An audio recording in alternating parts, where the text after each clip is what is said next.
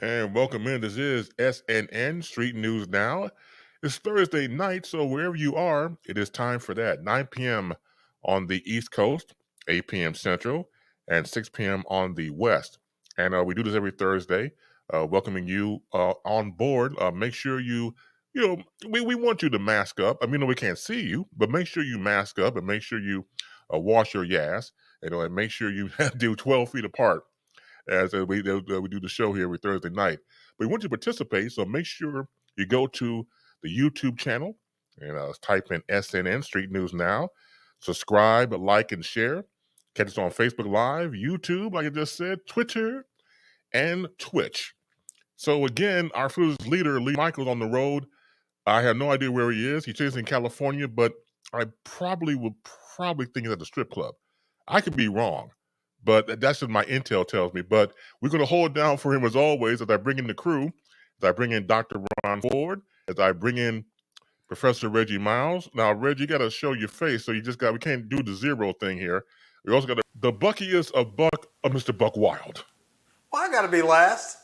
See, that's discrimination. Because it's too late. Chris, tell him to kiss your ass. We'll see what he said. Yeah.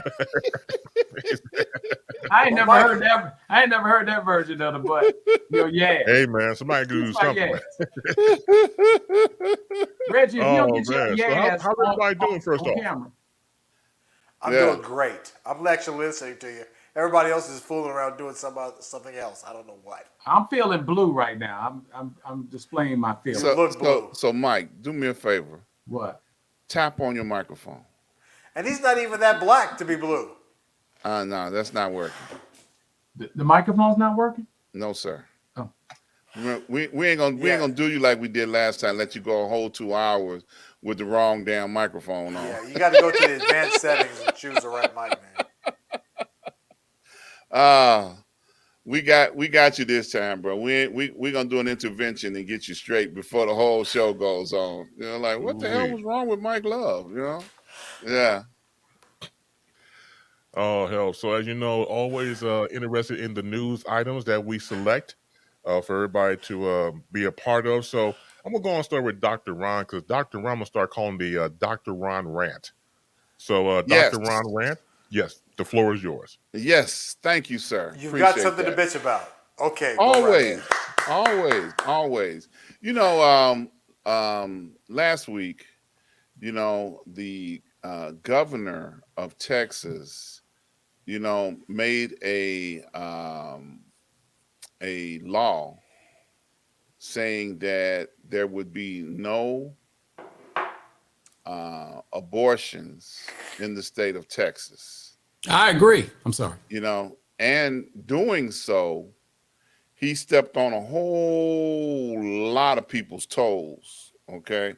Now I got a Is he a Republican, by the way? Yes, he is. Yes, he is. I got a correspondence today that came across my desk, and some of the people that are concerned about that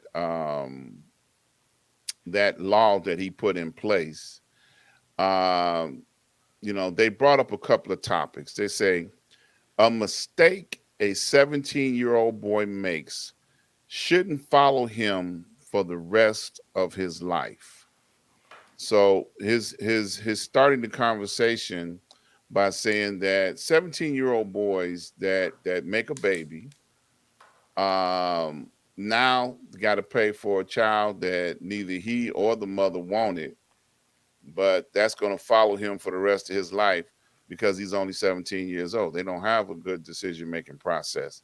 Also in the same conversation, he says, if the 17-year-old girl that 17-year-old boy raped gets pregnant, she must be forced to live with this mistake for the rest of her life. So, it's a lot of people concerned about young people making mistakes in the state of Texas. And now they're forced to bring a child into the world, which we got plenty of children that's in the world right now that ain't nobody taking care of, especially in the state of Texas. Okay. And other states, not just Texas, but in other states as well. And I know that the federal government has looked at this law and saying that it is definitely a target against women's rights. Women have the right to say or have a say over what their body should be medically able to do or not do. And they are saying the government, the men of the government of Texas, are saying that they don't care about a woman's rights, what's going on with their body. You know, if you want to get an abortion, you got to go, to some other state under your condition and go there and deal with that. Is there a question here, or we get to a point, or what? I'm just asking. Can you guys hear me? Yeah, we can hear you now. Sounds better. Okay. All right, good. As well as we can hear Buck Wilde. So why don't you, Buck Wilde, wait till the topic is finished and presented to the floor. It's taking so long, bro. Go ahead. Hey, bro, go drink some more cognac and chill the fuck out. Okay? I sure will. Okay, there you go. Big shout out to Lon McHugh, who's watching. Big fan of you. Lon McHugh from KJLH. Yeah. Yeah. All right. So now, the whole topic is that the governor has disrespected women and what they should be allowed to be able to do, but they are not able to do because he has made a law that says that that's not going to happen in the state of Texas. So we already know what Mike's viewpoint is, and he lives in Texas. That's right. So, we do? Huh? What's my viewpoint? Yeah, you said you agree with him. Did you just say agree. that? Well, the part that and let me just jump in here. I apologize. I don't agree with the fact that they didn't cover the aspect of women being raped, in this particular situation. I didn't think that was fair. But we do have to start controlling this, because when you started off with your dissertation, you said, a 17-year-old boy, he gets a girl pregnant, whatever. Well, he can't get her pregnant unless she parts her legs. Mm-hmm. Now, if he forces her, that's a different story. Okay. Mm-hmm. I truly believe in this particular situation that, do you want it on your heart and your spirit that you killed a child? And I think that's a bigger piece, from maybe a faith-based situation. It doesn't make an excuse for an unwanted pregnancy. But see, each one is different. And I truly believe that something has to come to the table that says, okay, you better think twice before you have sex with this woman. I'm not talking about the criminals. I'm not talking about the fools who take advantage of women, because women are the most sacred gift that God has ever given us on this planet. Damn right. Only a woman can create another human being. Only a woman. Ron can't do it. Reggie can't do it. Chris can't do it. Buck can't do it. Mike Love can't do it. And so we take for granted what that power really is and what God gave a woman to conceive, to feed, to deliver, and most of the time raise a child. So, Mike, you're saying you're pro-choice? I'm not saying I'm pro-choice. No, I did not say that. I'm saying that in this particular situation, it's easy to fire flame arrows at the governor. And I'm not coming in defense of him. I'm just saying this is a situation that needs to be looked at a 360. Because once again, we have too many circumstances where young folks don't understand that sex leads to pregnancy. It's what it's for. Basically, it ain't for the pleasure. Right. Now, if we go and we look at several of these award shows, I'm not going to name any of them by name. Okay. Everyone, and all these guys with the little baby and all these characters out here they got their dancers and their dresses are over their heads. Glorifying sex, is that what you said? Yeah. Well, the thing of it is, you promote it. You promote promiscuous sex on television. You promote it. And then you go, well, we need to ban abortions. Well, why don't we go back to where I'd say 3/4 of this panel is over the age of 50, almost 60 years old, if not older, who we didn't have those obstacles. They weren't shown. And I think Ron and I were talking not long ago about how Elvis, the Ed Sullivan Show, couldn't show him below his belly button. Right. See, was he like packing or something? Why did they? I don't no, understand. it was the gyrating was considered to be a no-no. Okay, yeah. Gyrating, meaning he was on like the broadcasting. Any type of broadcasting network was not allowed to show that type of body movement from the waist down. Right, because it was promoting sex. Exactly. Oh, like he was pumping. No, it was promoting sex. He was just doing the twist, bro. Yeah, that's all. Yeah, with that twisted leg. But the thing of it is, if you promote it, then you have to have some means to say, okay, where is the drawing line? Mm-hmm. That's my question. That's my concern in this situation. So, Mike, are you pro-life or pro-choice? Am I okay to ask? I'm pro Mike Love. That's it. I'm not taking sides. I don't get it. Well, you're not supposed to get it. That's why I told you I'm pro Mike Love. Oh, none of my business. Which is okay. Okay.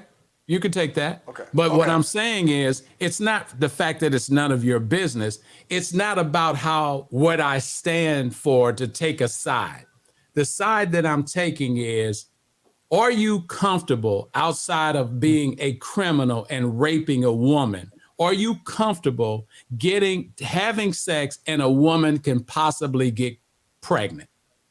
Mm-hmm. See, like I said, once again, 3/4 of this panel here probably, I mean, we probably can still make babies, but the women that we would either go for or whatever probably no longer have the ability to be childbearing. Okay. Mm-hmm. Or childbearing, should I say. Okay. Mm-hmm. So once again, this is a part of our lives that lives with millennials, X and Ys for the most part.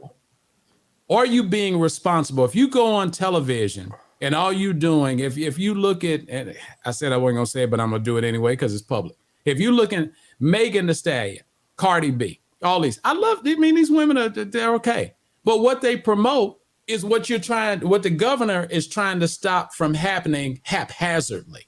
But sex sells. Sex has sold for a long time. Carmen Kennedy says it starts at home. Teaching children self-respect and where babies come from is where it starts. I agree 150%. And I'm going to pull back for the rest of the panel. So, what if I'm sorry, Dr. Ron, go ahead. So that being said, young people that are into, doing what they're doing without their parents knowing about it, and they accidentally, because they wouldn't do it on purpose, conceive. So now they're in the state of Texas, and the law has said that you cannot get rid of this baby. So now, what do? Now do they, the baby's going to be born. Okay. It's possible. Can I interject something? Go right ahead. Because I have a unique perspective. Mm-hmm. I am a product of adoption. Mm-hmm. So am I. Are you really? I did not know that. Wow. Okay. I did not know. I really did not know that. So I think that the black community in particular don't really think about that as much of an option now as they did, back, say, when I was born, or at least when I was conceived. I mean, I don't know. But there are a lot of people who can't have kids who would love to adopt a pretty boy like me. When I was a pretty baby. I really was. I may not look like shit now, but when I was a baby, I was a cute little baby. But I mean, and then when when a white couple wants to adopt a black kid, I'm like, I don't care as long as the kid gets into a good, loving home. That's all that counts. But my point being is that abortion is not the only answer. These kids who would get pregnant accidentally or by rape or whatever it is, they can have the baby and then put it up for adoption. All right, let me jump in. Okay, so I'm at 64 years old, I'm very transparent. I have nothing to hide. God knows everything. And as long as God is okay and forgives me for my sins, that's all I care about. Uh-huh. My sister was born in 1955. A year and a half later, my mom got pregnant with me. My grandfather stepped in and told her, "You're never going to get married this way." Now, a choice had to be made. This was down in Columbus, Mississippi. And like you said, probably because it was Columbus, Mississippi, abortion wasn't something that people dealt with at that level. She has 8 other siblings. Her oldest brother, Reuben Glenn, and his wife, Alice Glenn, came down and adopted me and brought me to St. Louis, Missouri 5 days after I was born. I was baptized Catholic. And I wonder from time to time, that could have been me. If she had been in St. Louis, Right. if she had been in a major market, I wouldn't be on here with 4 of my best friends. Me too, exactly. Having this conversation. And let me say this: it was customary during the 60s, the 50s. Yep. If someone in the family got impregnated and had a baby, because somebody else in the family would take him. Somebody's gonna step up, man. Exactly, because I remember in grammar school, okay, way back when, we had young ladies that got pregnant, and then they went down south. They went down. Remember that? They disappeared. They come back with their little. They come back with their little brother. Down south. Who is that? Oh, that's my little brother. To have their baby, and they wasn't there for our graduation and 8th grade, okay? Because their parents would recirculate them through the family. Now, I've got family members that were raised by other family members. And that was customary then, okay?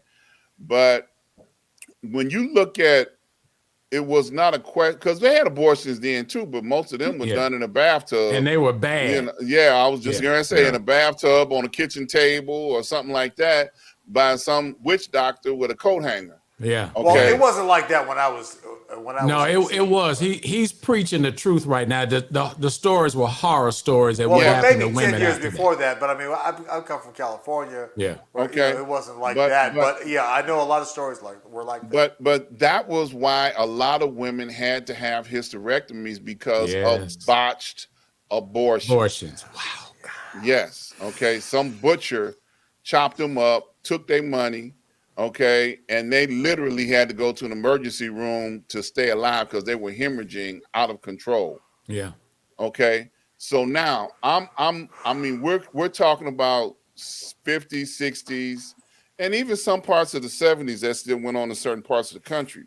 But fast forward to now, 2021.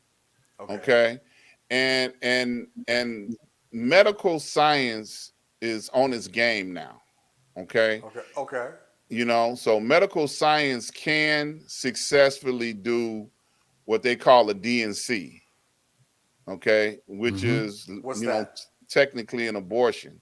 It's a medical procedure that if you were impregnated, you ain't pregnant when they through with it. It's called a DNC. Yeah. Okay.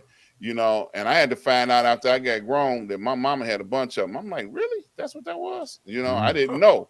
But I'm just saying, like he said, transparent. God knows everything. God knows everything, man. So look, I'm throwing my mama under the bus right now. I ain't bad at you, but like I said, just keeping it real. You love your mama, keep it real. Yeah, but understanding that everybody's not going to be able to go to another state, another city. That's right. Under whatever circumstances may be. Now, I understand, don't get me wrong. I understand and appreciate the value of life. Yes. Okay.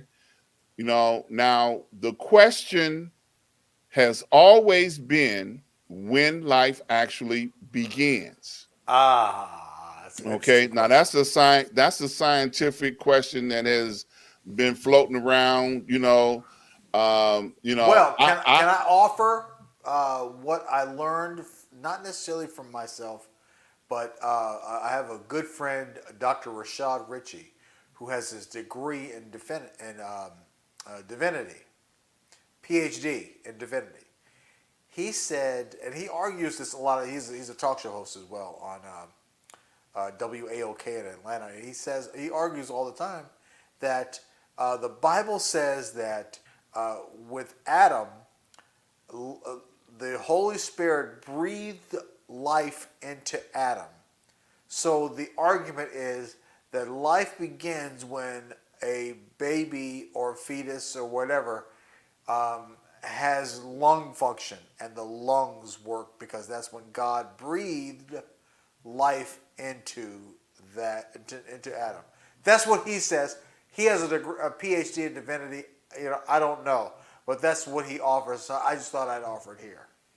Yeah, and there is merit to that, because a baby does not become a living soul until they take their first breath. Okay. And that's what he says. Right, exactly. Okay, so now I don't know if I believe that, by the way. I'm just saying this is just what the argument is from a PhD in divinity. okay, so now the basis a lot of times of what lawmakers are basing their laws on is the fact that from inception or conception, that there is a life, heartbeat, right? Yes. Okay. They're saying with at least 6 weeks in. Right. So now with movement and growth and development, they debate the fact that we need to protect that. Okay. Whatever that is. But we cannot say that it is a living soul because the fact that it is not outside of the body. And now, it may be, you know what, you just said something really pertinent. You said living soul. It may be living but doesn't have a soul yet. That's an interesting question. There are plenty of opportunities for life to get to this side of life, what I would call into this world.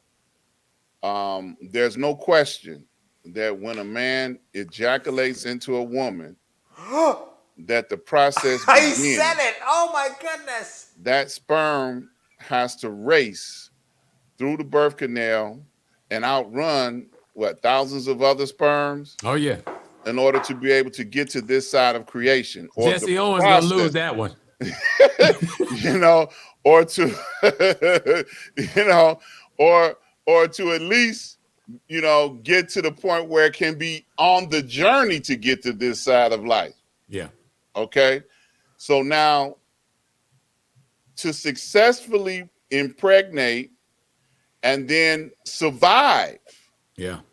Okay. In the womb, in order to get here, then it deserves the right to live. I totally agree. Yeah. Not a debate on my part at all. But I also understand the day and the time in which we live in. Okay. We made bad decisions when we were young people. Okay. And young people nowadays make bad decisions. So, some of the information that's coming across my desk is like, do we want to, shackle them with the mistakes that they made? Because right now, orphanages, are overwhelmed with Absolutely. no place to put these children that came to this side of life. I can remember I had cousins that were conceived outside of wedlock and were left at the hospital when the mother checked out. Now, you used to be able to do that. Yeah. That was an option. Nowadays, especially in Chicago, and I'm sure some of my brothers have seen this, just in the last month or so, some girl had a baby and left it in the shoebox in the alley. Yeah. Pretty sad. Okay. Yeah. So Ron, what, after this 10-minute speech, are you really getting at? I mean, what is your real point of view here? I mean, I've been waiting for the big punchline. Well, what we do here is have conversations that are considered adult conversations. It may not be a solution that we can come to an end But on. what is I'm saying? What is your opinion on this? My I really opinion been waiting to is hear it. my opinion is that I would like to have the government of Texas rethink making it a mandatory Okay. law that now every man on that panel has decided that this is what you're going to live by in this state, period. Okay, because I think that anybody that is in an adult situation, grown, okay, not of course kids, the 17, they're still a minor, has the right to be able to decide what they do with their body, not the government. Now, wasn't there a federal challenge to this? It is in process. It's in process right now. It's in That's what I was process right thinking. now. So there's a good possibility that what you seem to wish, meaning that it get overturned or reversed, will actually happen, right? It's a possibility because the federal government is saying it's unconstitutional for them to put that law into effect. So, by it being a topic that's in the media, in the news today, that's what we do. We talk about stuff that's in the news. Street news. Exactly. So, and we all don't have to agree. That's not something that I'm shooting for, but I just wanted to make sure that we brought it out, and we talked about it, Man, hey, listen, the abortion topic is always going to be a big topic. It's always going to be something that's going to light people's fires. So I don't shy away from big topics at all because they usually get people fired up. I just wanted to know what I was trying to feel what your feelings were on this. I wanted to really feel the impact of what you were saying. I think the governor's off base. I think the governor and his cronies, all men. Notice I keep emphasizing the fact they were all men. They didn't have a woman to agree with them on this topic, on dealing with this, and that's why I say, women have a say so over legislature, just like they say over their body. They got to say so over that too. So what's best for their body? Can't a man on this panel say what's best for a woman and her body? Well, the thing of it is, and that's pretty profound.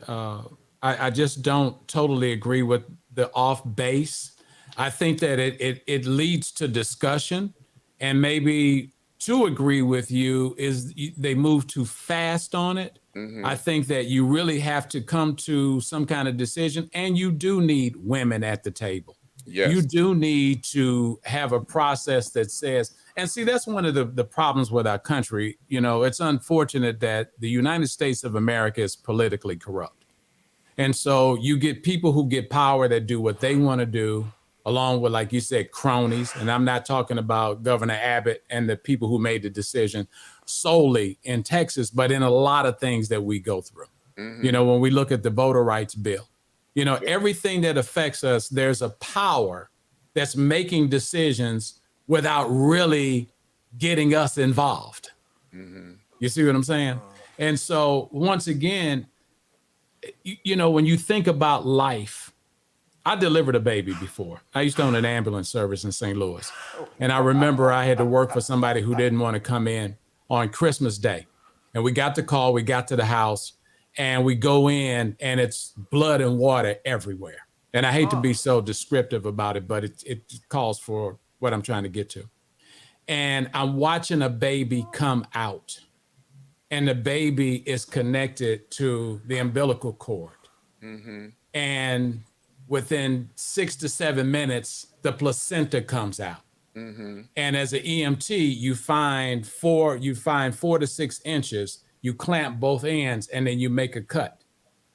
This woman has fed this child for 9 months and then has the ability to use her breast to continue to feed it until it's put on formula or some kind of milk and can eat regular food. So that's why you truly have to have a woman involved. Right. Because the woman, the process, from the moment of conception, from the moment, let's keep it real, guys, from the moment of sexual intercourse, the woman is involved. That little, hey, Reggie, that little dummy head behind yours. I don't mean dummy like dumb. I mean, look at the eyebrows. It's like, whoa, Mike, what are you saying? But from the moment, Right. from the moment the woman is involved, I'm 150% with you on that, Dr. Ron, because that's where I see the problem. I don't see a problem. And like you said, we shouldn't be telling women what to do with their bodies, but we should have public conversation amongst men and women. That's the only way a child on this earth, in this atmosphere, is created. Yeah, but here's the thing though, Mike Love, and everybody knows on this panel, we all have in common is free will.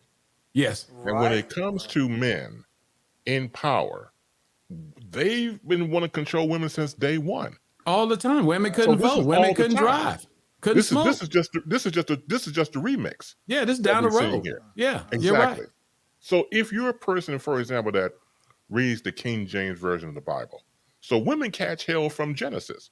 For example, it's Eve, the one that eats the apple. It's a woman called for the head of John the Baptist. It's a woman that Mary Magdalene slept in there. Right? So when you look at that perspective, if you're based upon that, women's going to catch hell all the time. Yeah. And it's a like matter a Natalie of control. Cole record. Say that again? I said, like a Natalie Cole record, I'm catching hell. Oh, there you go. Oh, good. No. Now, see, Professor, that's your department, okay? It needs to stop that. I'm catching hell. And look, it's the truth. It's the truth, though. The thing about it is, when you look at the perspective of somebody controlling your life, no matter if you're man, woman, or beast, somebody is controlling your steps. Yeah. Somebody's I'm beast, by the way. watching I'm you. Beast. I'm beast. Well, you're a beast. I didn't know that. Okay, well, okay, great. So when you look at this, look at the perspective of control and telling you what to do, to eat up and go to sleep and go to work and things of that nature. When you put in this perspective when it comes to women, yes, you have to do correct. There should be a woman or women, plural, to be on that panel to have more of an insight to decision making. But if again we don't, but if we don't need the woman and we give her the Heisman Trophy stiff arm because we don't control her in the first place, she don't need to be in the room. Yeah, right. But we're past that. We're past that. And I think we'll get there. I think we'll get there to where it really won't even be an issue. I mean, probably 20, 30 years down the line, it's like nobody will even have to think about that sort of thing. You know, a powerful record that I've heard, and I've been paying attention to it a lot more since they've been talking about the abortion issues. And thank you, Dr. Ron, for bringing this to the panel. Because sometimes, you know, as men, you know, we shy away from stuff like this, and we probably should be slapping our hands because we didn't have a woman on here to give us her perspective. Mary J. Blige has a song called Your Child. You ever listen to the words to that song? No. When you get a chance, listen to the words of that song. She says, she said she got a phone call today. She says she meets a woman holding a baby with eyes like yours. She says, it's your child. And it really messed me up. Wow. See, there's a level of disrespect that goes to this whole situation of what Chris has just said and what you said, Dr. Ron, in reference to the woman's role in our society, because from the moment that God laid Adam down, took the rib, created Eve, the woman has bared the most pain. Yep. And I'm going to leave it there. Yep. You know, and just to echo, you know, I'm not going to say trauma, but experience that you went through when you helped deliver that child into the world as an EMT. You know, can you imagine having that happen twice? Yeah. I was in the delivery room with my twins. Mm. So you have twins? I did not know that. Wow, cool. it's a whole lot of shit you don't know, Buck Wild. Hey, watch your language. I just But think he's just wondering what it's like to have 3 people look like you. That's all.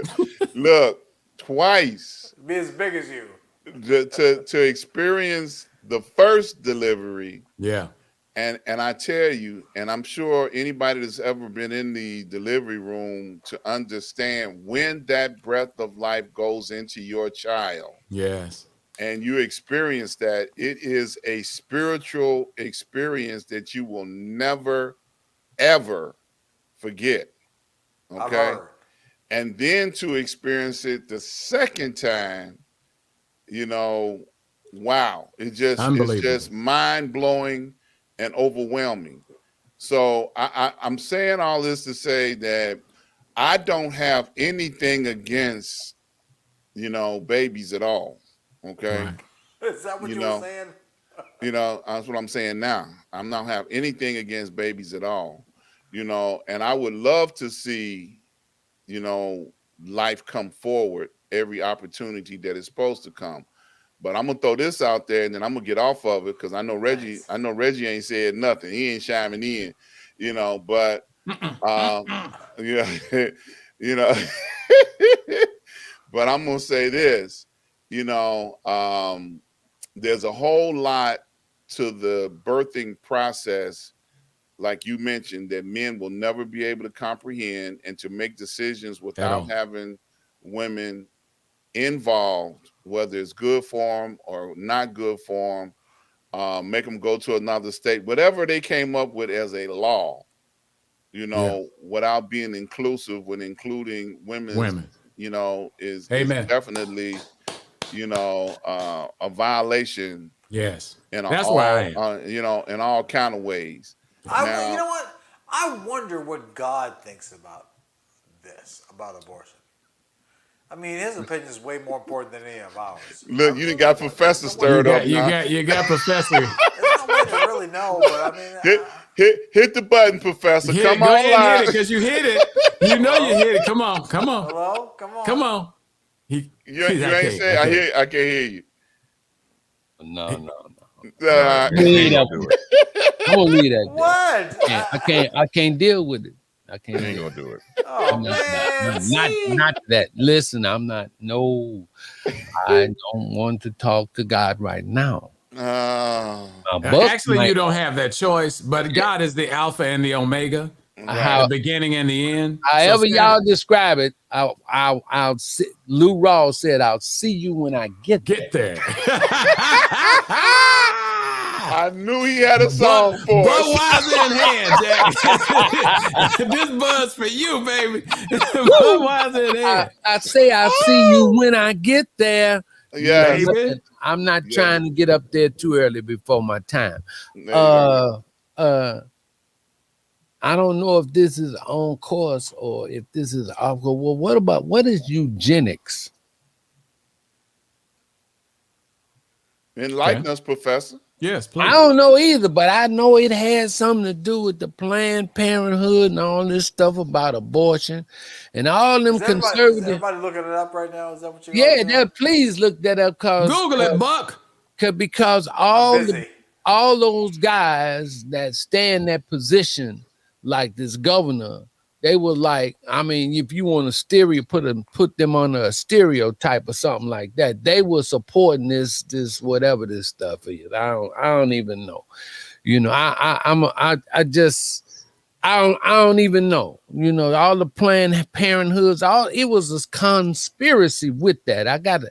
Y'all caught me off guard with it, but it's some kind of conspiracy with that, and we need to get. Before to work through this emotionalism, we need to do a forensic study on it. We need to get way down to the root cause. Can I tell you what the conspiracy is? Yeah, please, Professor. Please do. The power to get a vote. Yeah, power to get a vote. Well, now you done said something, so we can end the conversation right there. Yeah, we can end it right there because that's like. This is what Jared is saying right here. Defective genes and euthanasia killing off cripples, etc. low in IQ. Yeah, well, Is that what, eugenics is? that's probably in some of that eugenic stuff, but they put that and they put that on. They was trying to do that to us, and they was trying to do that with the Jews. Mm-hmm. Okay, So R. Michael Douglas, it's a study on reproduction. Is that what it is? Yeah. See, Hitler stole eugenics from U.S. policy, believe it or not. So it's like something it's something really deep. You understand? It's like the pandemic. Yeah, it's something really deep. So like that's always one of them conspiracy things. So Well, see, on the political side, not to interrupt, Professor, but on the political side, what happens is you find. Let me see something. If I can reach it.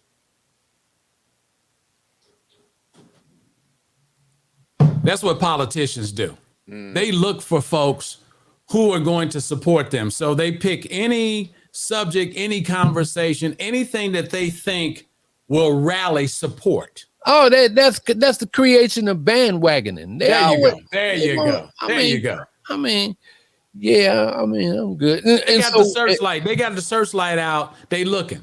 Yeah, who can I find that bandwagoning thing? And then, let me add something. And then maybe somebody, y'all talking about when life begins, right? Mm-hmm. With these babies, right?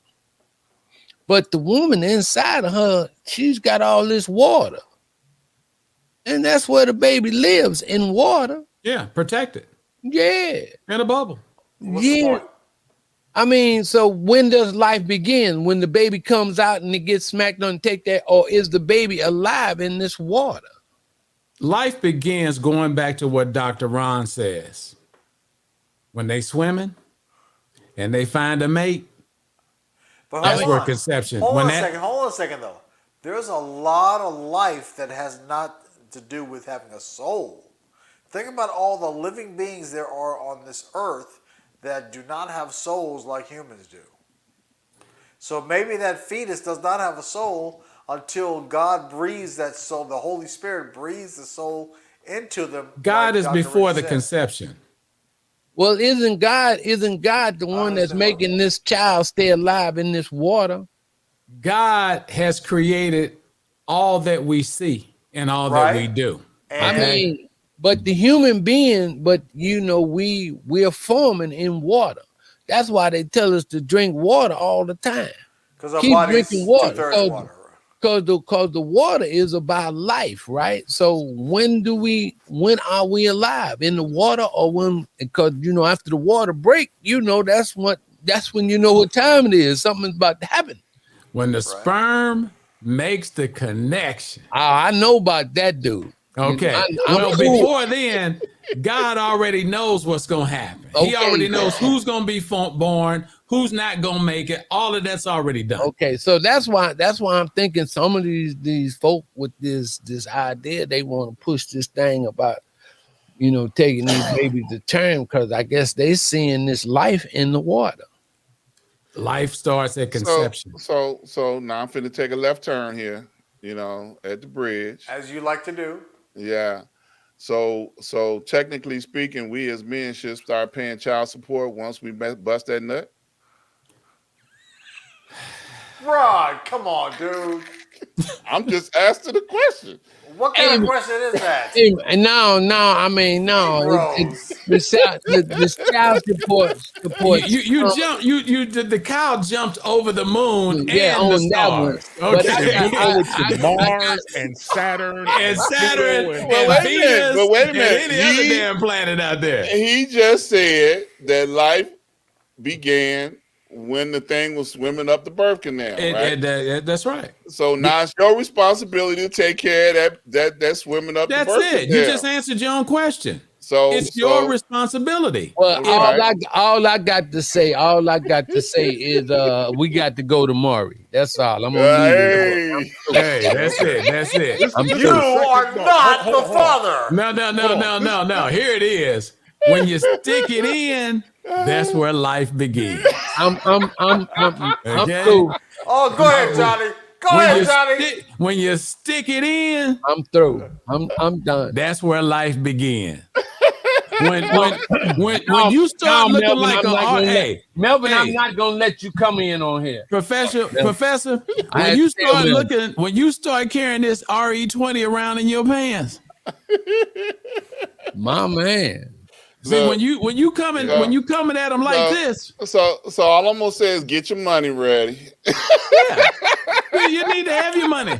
You need to have it. Because you're about to lose it all. You about to lose it, and respectfully, you about to respectfully lose it. You ain't been robbed. The woman didn't take a gun and put to your head and Hey, said, let me tell you. There's been plenty of times when I know the girl ain't on nothing, the decision has to be made whether to pull out or not. And I start thinking about that baby coming. Didn't we tell you? Wait a minute. Didn't we tell you about that pulling out? We done already told you about that. It ain't no such thing as. It works. When you stick it in, it's where it begins. It works. Pulling out does not work. Chris, Okay, I'm sorry. I got to make an executive decision and change the subject. Yeah, so, I'm sorry. I did that. No, it's too late. It's too late. Don't apologize now. I want to hear it. Come on, when he pull it out. What do you mean when you pull it out? I don't hear nothing at that point. Let's pull out. Let's pull out of this conversation. This is the second time Dr. Ron mentions about some goddamn child support. The second time. Something's wrong somewhere. So no. He's the antagonizer. Angry. Yeah, Dr. Ron's a secret antagonizer. I'll get him this time. Yes, I'll bring this up and I'll get him this time. All right, man. They send that crap to me, man. I just read it out loud. Yep. I think we covered some serious ground, though. Seriously, I mean, we joke around. That's part of why we're on here, and this is not on CNN, because we're taking it to a perspective where it's like barbershop talk. How much have you learned when you go to the barbershop? Absolutely. A lot. More than you learn when you sitting there talking to your dad and you ask him, well, Dad, where does babies come from? And he can't tell you. They tell you in the barbershop where babies come from, and maybe even tell you that ain't your dad. Chris, go ahead and change it. Okay. So going back to talking about governors, out in California, Governor Gavin Newsom had prevailed in the state recall election. I like him. He's clean cut. You know what I mean? Say that again? I like him. He's clean cut. You got to stop stepping on people, Buck. Let the man finish his statement. Negro. Why don't you shut the fuck up? Ooh. All right. Securing a victory in the biggest fight of his political career, thus far projecting the Democratic Party from a previous ripple effect. This happened, of course, last Tuesday. And we go over the numbers. So the first question for the California situation was, number one, shall Gavin Newsom be recalled? And of course, the vote was no at 6.1 million votes. And it was yes at 3.4 million votes. The second question, who shall succeed Governor Newsom if he was recalled? And it was the GOP's Larry Elder at 2.4 votes. So let me say this about what Governor Newsom said, and then I want to put my foot in the ass of Larry Elder. So this is what Governor Newsom said. I want to focus on what we said yes to a state. We said yes to science. We said yes to vaccines. We said yes to ending this pandemic. And yes, we said yes to the people's rights to vote without fear of fake fraud or voter suppression. We said yes to women's fundamental constitutional rights to decide for herself, and what she does with her body as her fate and future. We said yes to diversity. We said yes to inclusion. Now, once again, when you put in politics about trying to save a nation in this pandemic, you would think everybody be on the same page, but you and I both know that. We know that they've used it to completely divide us more than what we are right now. When you talk about taking a mask and putting it on your face and saying that that's your right, you don't have to put it on. Oh, again, more division. And if you don't believe what people say, do your own research. People have a bad habit of listening to others and not questioning what the person is saying. They don't use their minds, they use their hearts, they use their emotions, as they call knee-jerk reactions. So when you go back to what we said earlier about politicians and the flashlight mentality, that's exactly what it is. When you get people emotionally riled up and you use it not only to put out false messages, but to galvanize your political statement, to galvanize who you are on either side of the fence, more so now the GOP, because pretty much they're telling you don't get vaxxed, continue to follow 45. As a matter of fact, on a side note, we might have something coming on this coming Saturday, because of they're boarding up government, downtown there in the government of DC. Yes, Buck Wilde.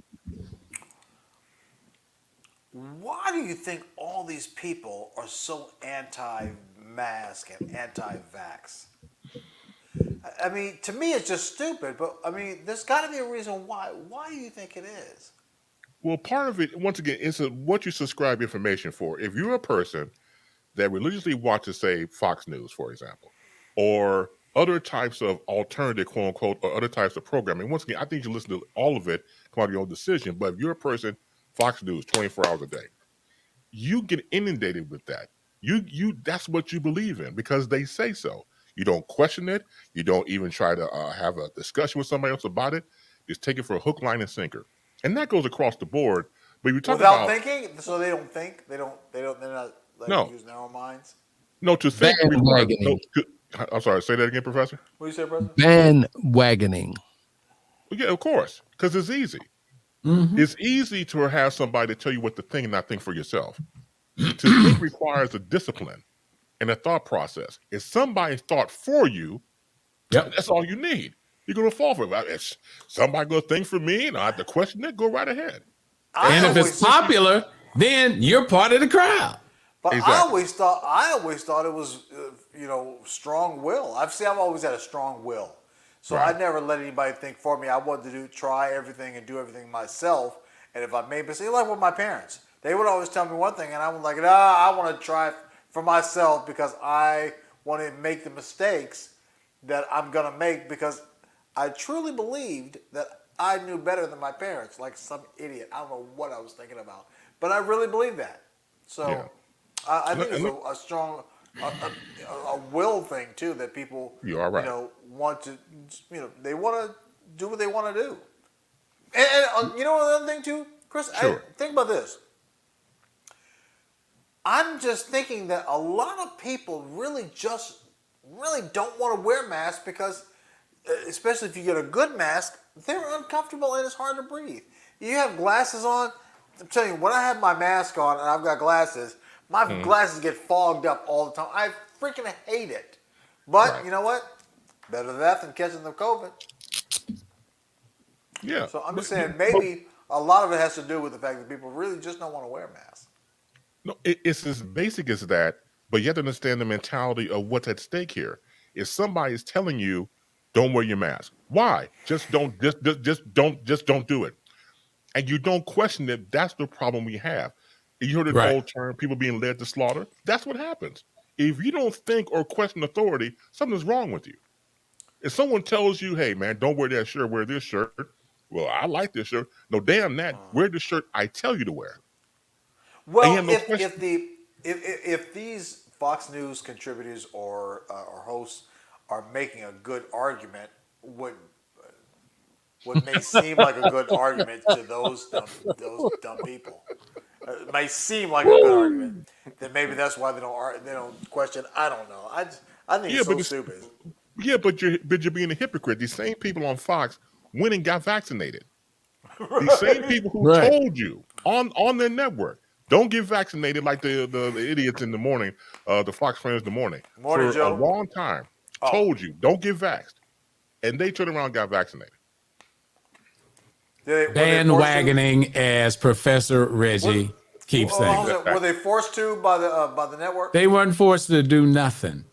It's all about the flashlight. I'm looking for fools. Any fools out there? I'm looking for a fool. The fools help me get where I get the attention that I need. That's what it's all about. The whole process, if you know anything, and you come out of the media business, okay? It's about getting numbers. Absolutely. Yes. It's about getting numbers. So 74 million numbers that they have. Multiply that by 2 years. That's 140 something ears, and then eyeballs. They don't really care because now they got these algorithms and stuff. Now, if you punch some and act like you looking at something. Your computer is going to send you all the advertisers that's dealing with that product, everything. And so it's all about how many people you can get to deal with There your you message. go. They don't even care what the message is, Right. because you got the dim comms and you got the gop comms. You know, and they both cons. Right. They God both. calls, what's that I mean, again? it's unfortunate, but GOP, God. man, or Rep Reggie, you're preaching right now. It's a con game, man. Right. Exactly. Let me say this. Let me. I have to. I'm sorry. I have to put my foot. GOP con, right? Yeah. Exactly. Thank you, Professor Bain. So, You have the to thing be about once again the GOP's Larry Elder. Now being in talk Oh, radio my for brother. years, Oh, my God. My well, God. I take my the mask brother. off. That's good. Here we go. Yeah, my brother. My So- brother. Oh, my. so Was years- Leo with him? No, Leo wasn't with them. That'll be a hell of a combination. Those two Negroes. I mean, come on Ooh. now. So Larry Elder is best known for being a talk show host out of California and Los Angeles. And I had the unfortunate situation of meeting him back in Chicago. So back in the day when they were putting together syndicated packages for the O&Os, operated, own operated stations for ABC. So they got Larry Elder. They had to come in, fly into Chicago to do like a test show. So he was here, did the test show. He did a national show, and then another hour for here in Chicago. He sucked then, and he sucked worse now. So all he does over the years is wave the conservative flag. It has served him well. This is no different. Once again, let me go with the votes he had. 2.4 million votes. Again, go back to said about numbers. It's not. All you do is take a page out of what 45 did. There you go. He's a guy that's been in the media, quote unquote conservative. Let me get on the bandwagon, as you said, to increase my brand. Yeah. Oh, man. That's yeah. it. That's all. That's it. Oh, it's like this cat. I mean, this is the classic political pimp.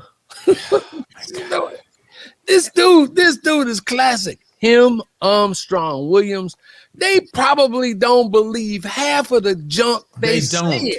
They don't. No. But they got that whole lane to themselves because it's only like three or four of them. The guy that's from Oklahoma used to play football. All of them. They all standing there in line. Yeah. Yeah, I mean, and then it's a game. but and then they got that sister Candace Owens. Oh man, and it's like they all got this playbook. They got this.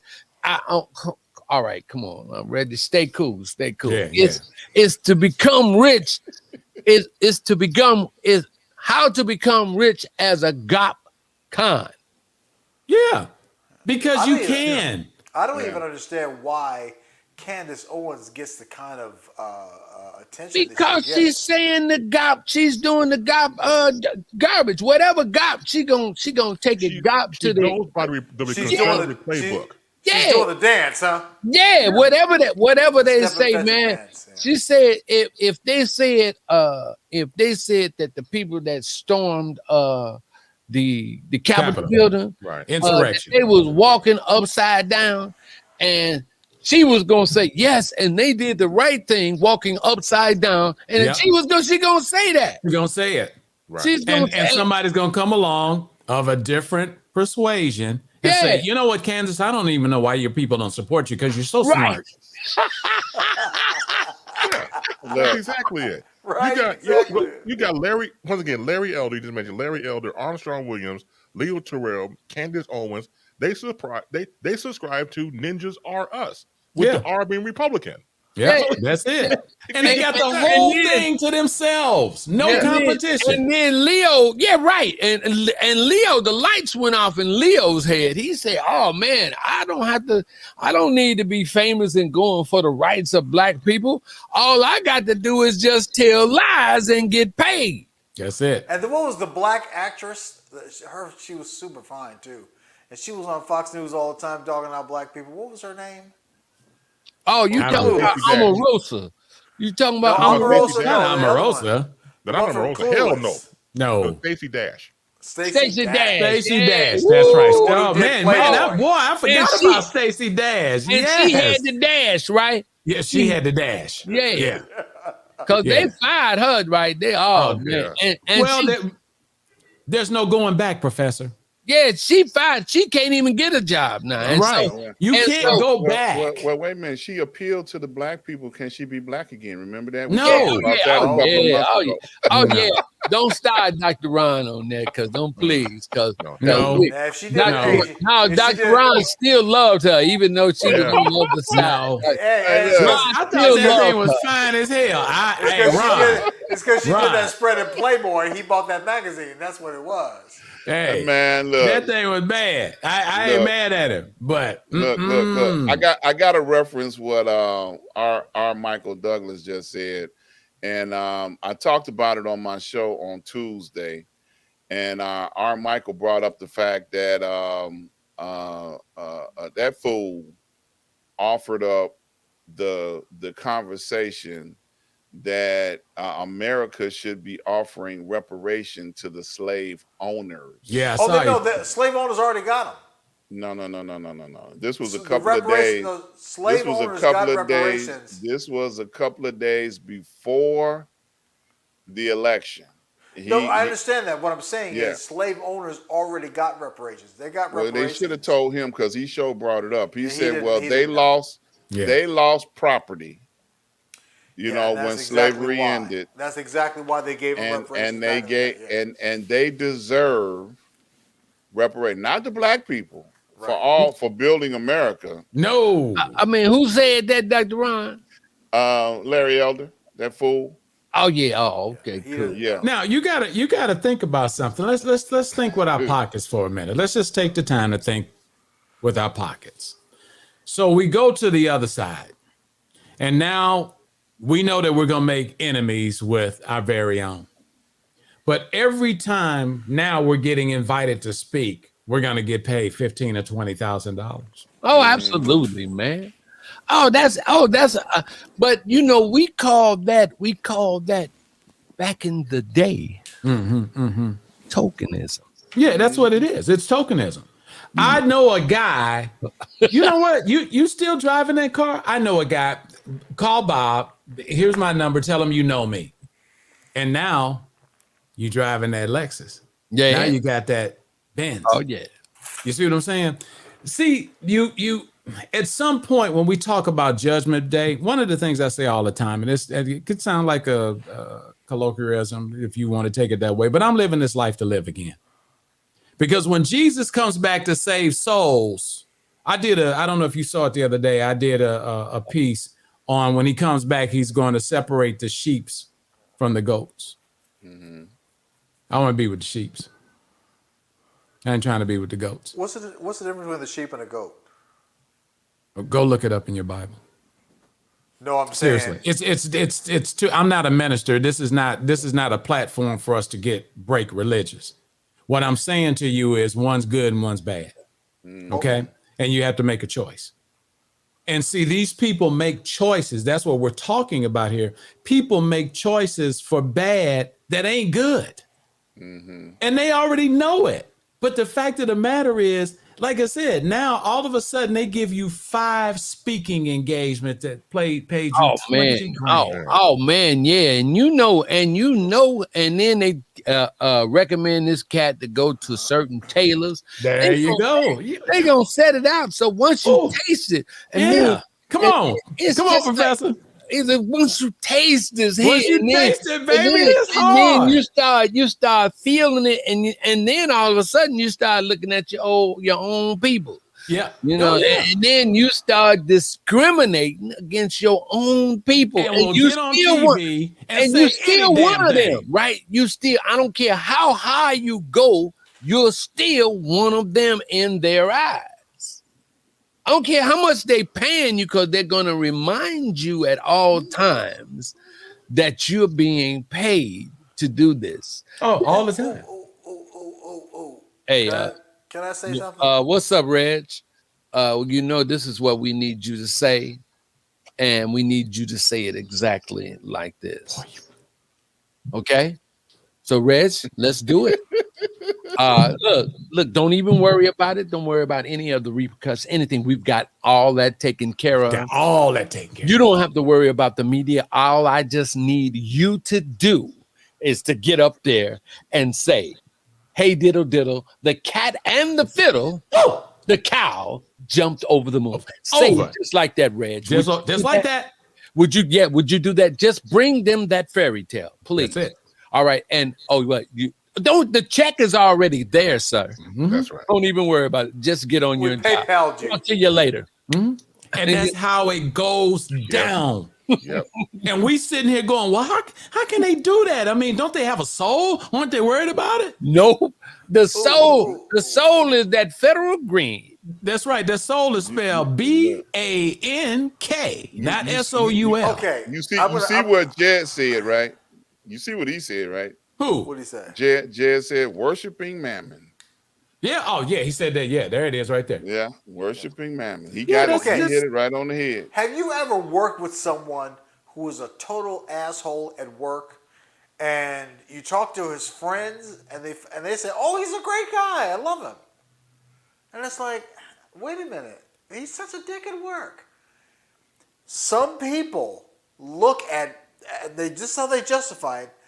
Business is business. Personal is personal. So they will be cutthroat and kill people at work, and not kill people literally, but But they consider that was just business. Mm-hmm. And so maybe these people who do this step and fetch it act consider it, well, it's just business. I mean, you know what I mean? I'm feeding my family. I'm coming to the conclusion that whoever said that was about to die. Whoever said that was about to be dangled out of the building. Don't take it personal. It's just business. That bullshit line. Whoever said that was about to meet their maker. It's always personal. It's always personal from day one. Listen. I don't know. Y'all got that's just me. That's how I take it. Base. I just got to hold my head on this base because I thought for sure you was gonna get this. We all seen the movie Which Way Is Up. Dun, dun, dun, dun, dun, dun, dun. Right. And my boy, when the man started talking to him, all the man did was Flashes rain. And saw that sparkle in there. And next thing you know, Richard. All right, everybody get to work. Yeah. Got back in check. Yeah. What year did that come out? Back in check, baby. Back in check. What year did that come out again? Yeah, which way was it at? In 78, 79? 78, 79, somewhere in there, yeah. Yeah. That's what it is. I was 9. Well, I saw it once. Well, check it out again. That's all. Check it out again. You know what? And I am going to do that. Check it out again. But it was so profound, right? It was profound. It came out in 1977. 77. It's the classic A story, man. Yeah. You know, a brother is used, and then many of us, even as far as in academia, you could look at West and all them boys.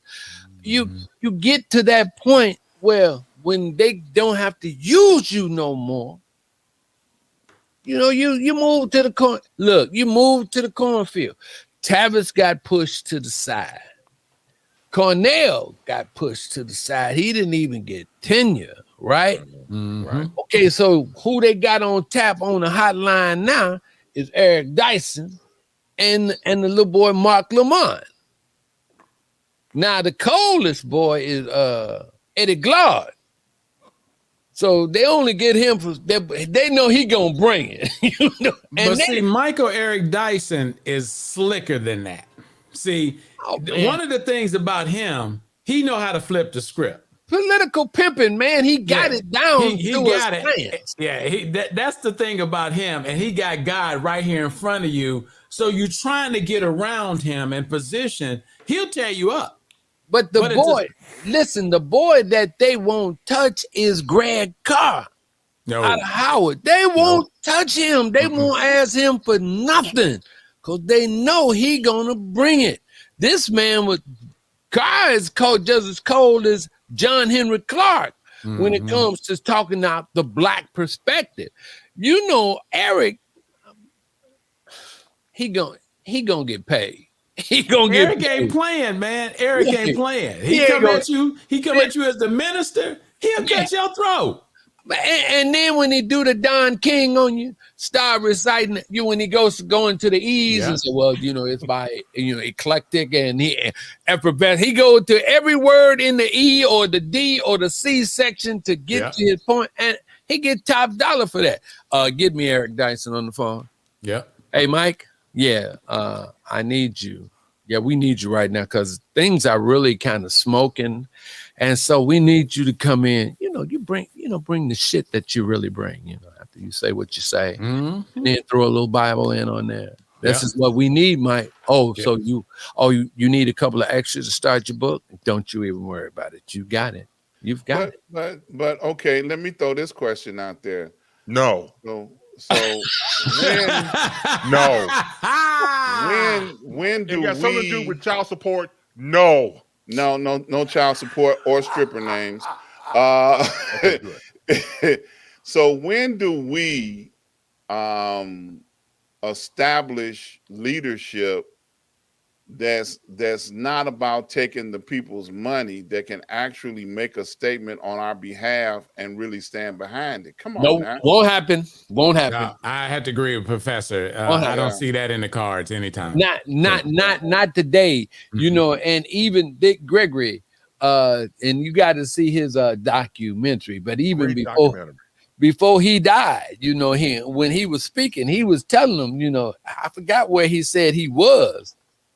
But they were saying, yeah, well, they was electing him. They say, well, Dick, you need to go in there and talk to the people, talk to the white man.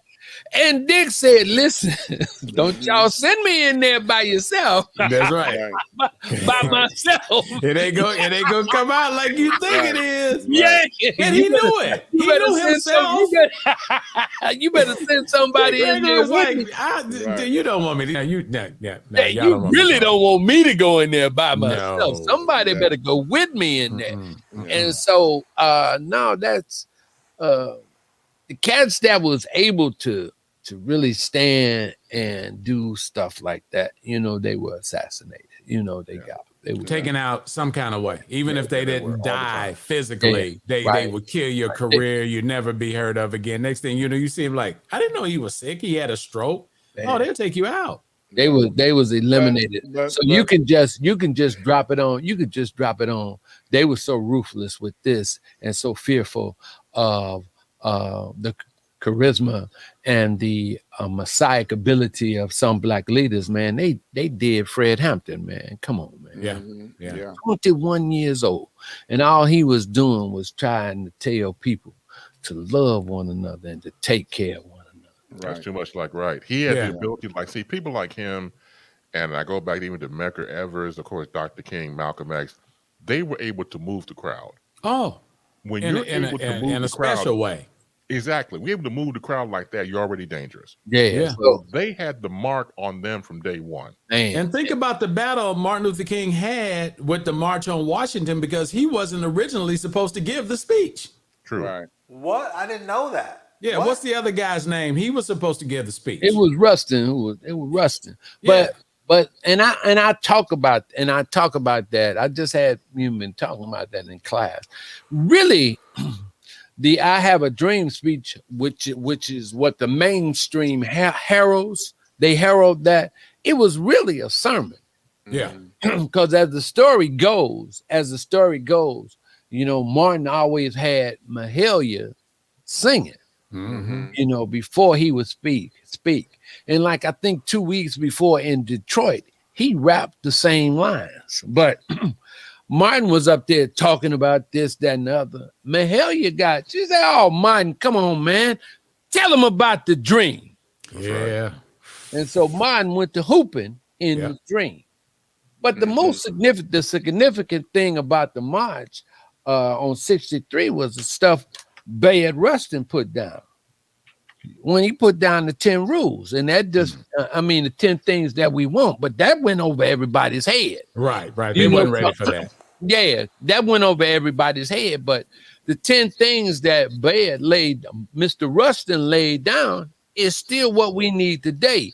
You know, and then they put A. Philip all in the background. But That's who it is. A. Philip. A. Philip. A. Philip was supposed to give the speech. Yeah. And Martin was supposed to preach. Yeah. And they flipped it. Yeah. Right. Yeah. And they flipped it. Because they had got scared of what John was going to say. Oh, yeah. You know, they had got scared. John who? John Lewis. Student John Lewis. Yeah. Because he was young. He was the one that was firing Martin up. I mean, he was right there with Martin every way. I mean, he's But they was humbugging though, because they was mad at Martin because they didn't want to. Humbugging mean? They having arguments, having differences. Oh, okay. Because you talking about when Snick at that time, you talking about John Lewis, Kwame Ture, or Stokely Carmichael. You talking about all these cats they was up in arms. They was going they had been to Mississippi.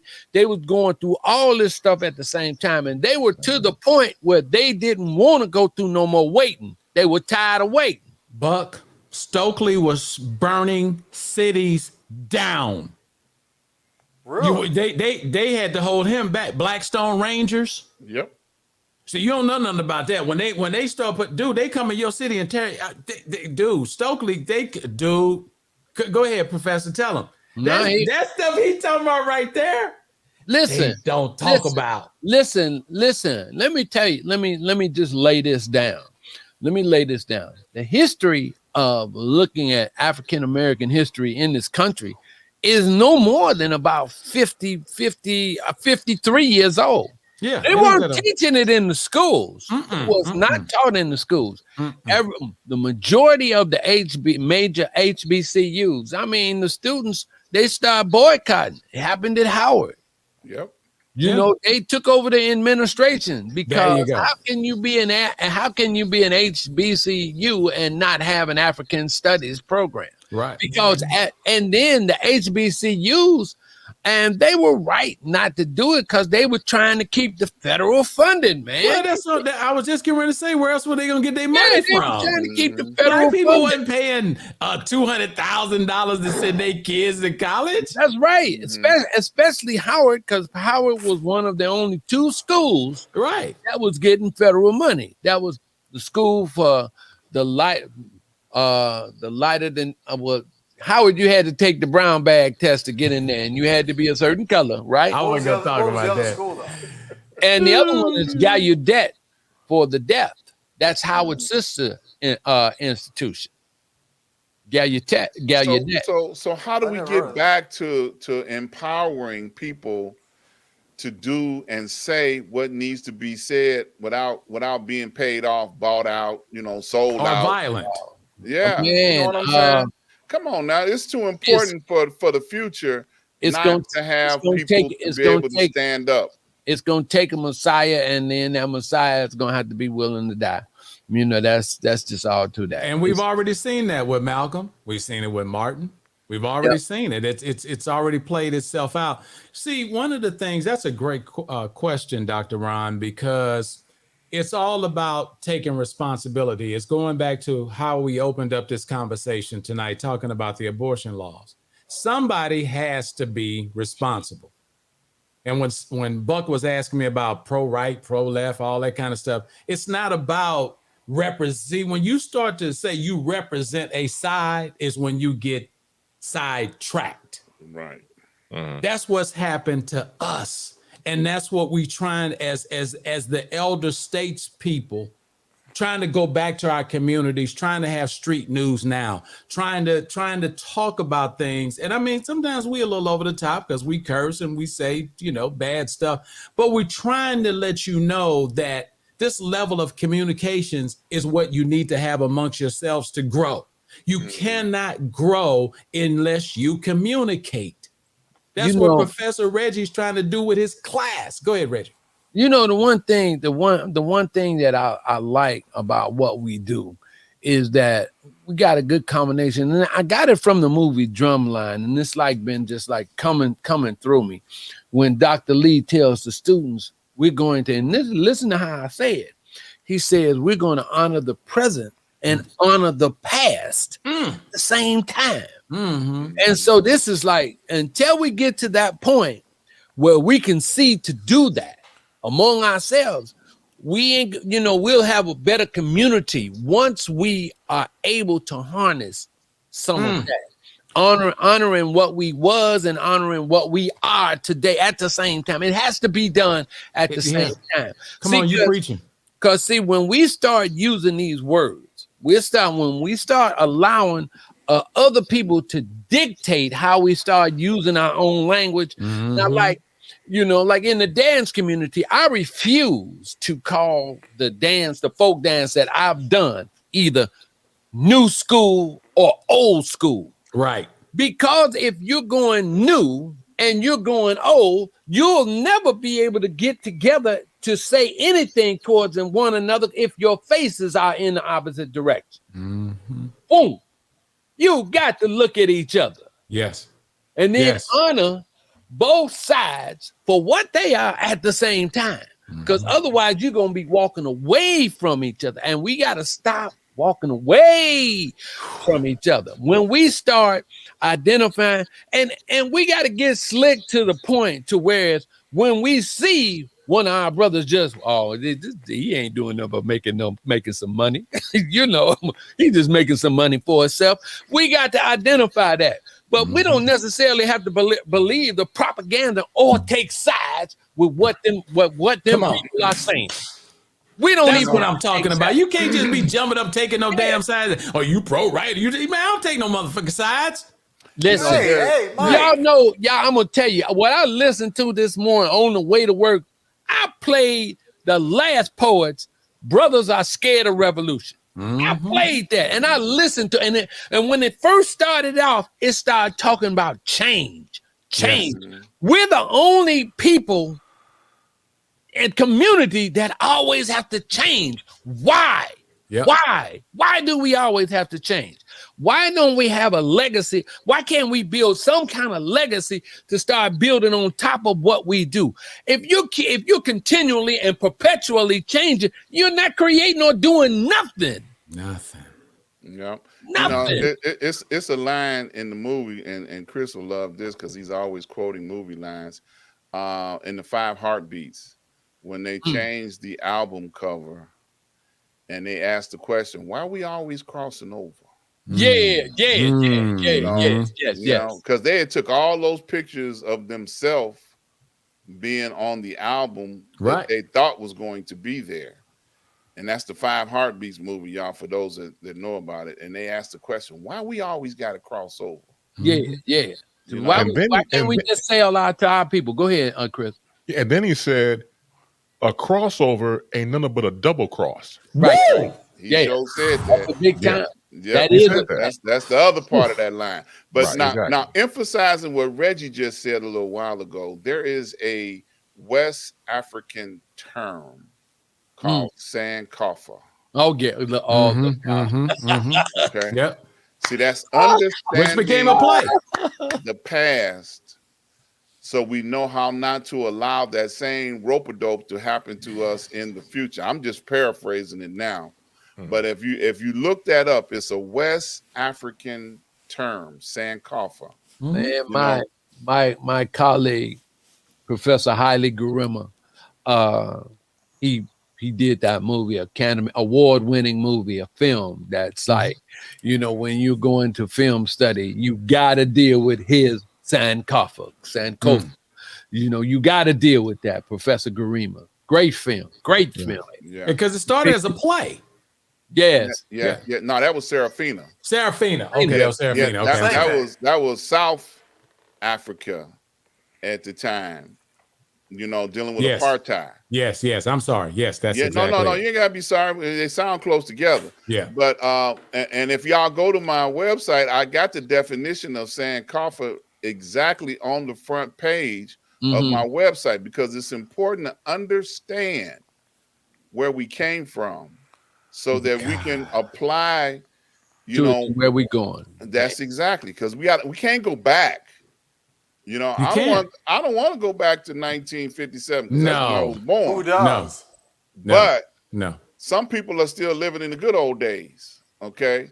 But there are things in the future that we're entitled to and we can make happen for ourselves if we understand to use the benefits of the past going forward. Now, I just said a mouthful right there. I mean, honor both of them at the same time. Yes. You got to honor, because listen, all right, it's a study and it's written that once human beings, some human beings, okay, I'm not saying all, but once some human beings get over 65, they don't want to hear the word OLD.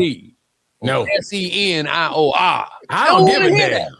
You know, Call right? me old all you want to. And some people don't, but some people don't want to hear that. And the minute you put that on them, you've actually made them pull up this defense mechanism. As opposed to in other places, you know, when you get a certain age, you're respected as an elder, like Yoda. That's right. You know that was make believe though, right? Yeah, well, okay, but when you get older, in a lot of civilizations, many civilizations, the elders, they are honored. Yeah. And I think within our community and some other communities, we especially sometimes throw our old people away. Yeah. And we don't listen to them. Right. See, because the letters YT, this cat will infuse the younger people with the French girl Monet. And what's YT? Say it real fast. Whitey. Say it real fast. Whitey. Say those two letters real fast. Whitey. Whitey. Help him out, y'all. Help him out. Say them real fast, Buck. Whitey. Say it real fast. I've heard Mike say it fast enough. Oh man, that was an episode of Fastness, son. Yeah, I mean that's an exam. I'm trying to get, you know, that's an oral. This is an oral exam. Go ahead and say it real fast. I know. So I mean, how did we understand. How did the culprit look? You know, that stole your stuff. YT. Yeah, say it real fast. Say it real fast. Say it real fast. And then you won't get accused of being racist. All I did was say two letters. Whitey. Yeah. Yeah. All right. Yeah. Yeah. But but going back to what Dr. Ron asked a question about the future of Black leaders in our country. So can you put faith into a leader that's supposed to be for you? My question is not. The answer, as far as I'm concerned, is you become a leader. Let's try that. Yeah. Let's try. If you had the opportunity, whether, all of us in radio and broadcasting and entertainment over the years, even what we're doing now is a platform to reach and teach. Individually, we do it, and together we do it. So whenever you're by yourself, you don't have to be even on the air. If you have somebody want to listen to what you have to say, you got their ears. Yeah. Talk to them. Platform Let is them there. absorb what you're saying, because it's going to be an effect. Going back, you said earlier about the March on Washington. Here's a side story I just found out about, really not just found out about, years ago. So when you see the gentleman with the paper hats on, those gentlemen were recruited to pass out flyers for the March on Washington. One man that happened to be part of that was a guy named George Raveling. If you follow basketball, George Raveling was the former basketball coach for Iowa, and also the former basketball coach for USC. Dr. King had on his paper the notes from the I Have a Dream speech and handed it to George Raveling. And just those notes alone, he was very wary of getting into the wrong hands, because people found out about it, wanted to donate to various museums. I think it's probably at a museum. Don't quote me on the museum where it is, but it took him years to part with it because he wanted to be in the right hands. The point I'm making is, it's that type of history that we should all take and pass down.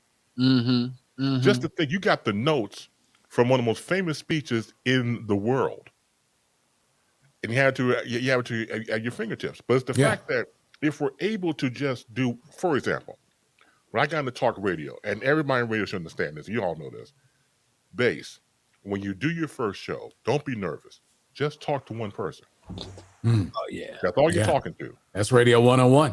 Yeah. Exactly. Not talking to a whole audience of people, talking to one person. Once you master that, you're going to be on your way.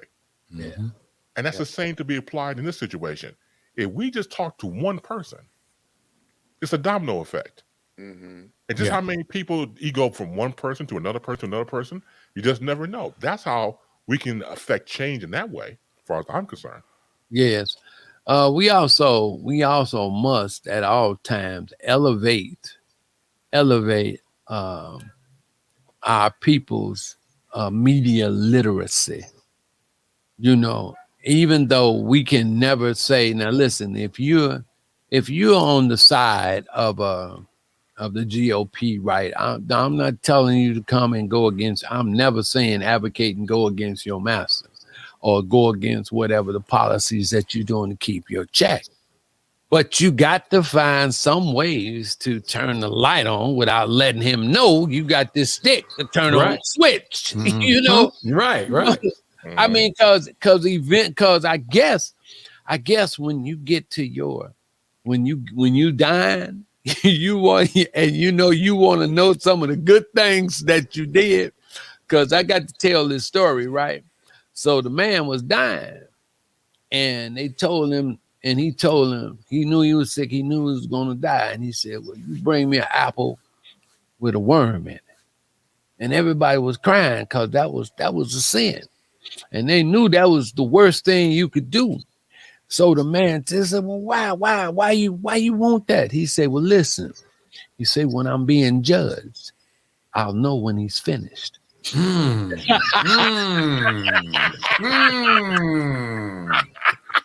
Woo! He say, "I'll know." That's cold. Know when he's finished.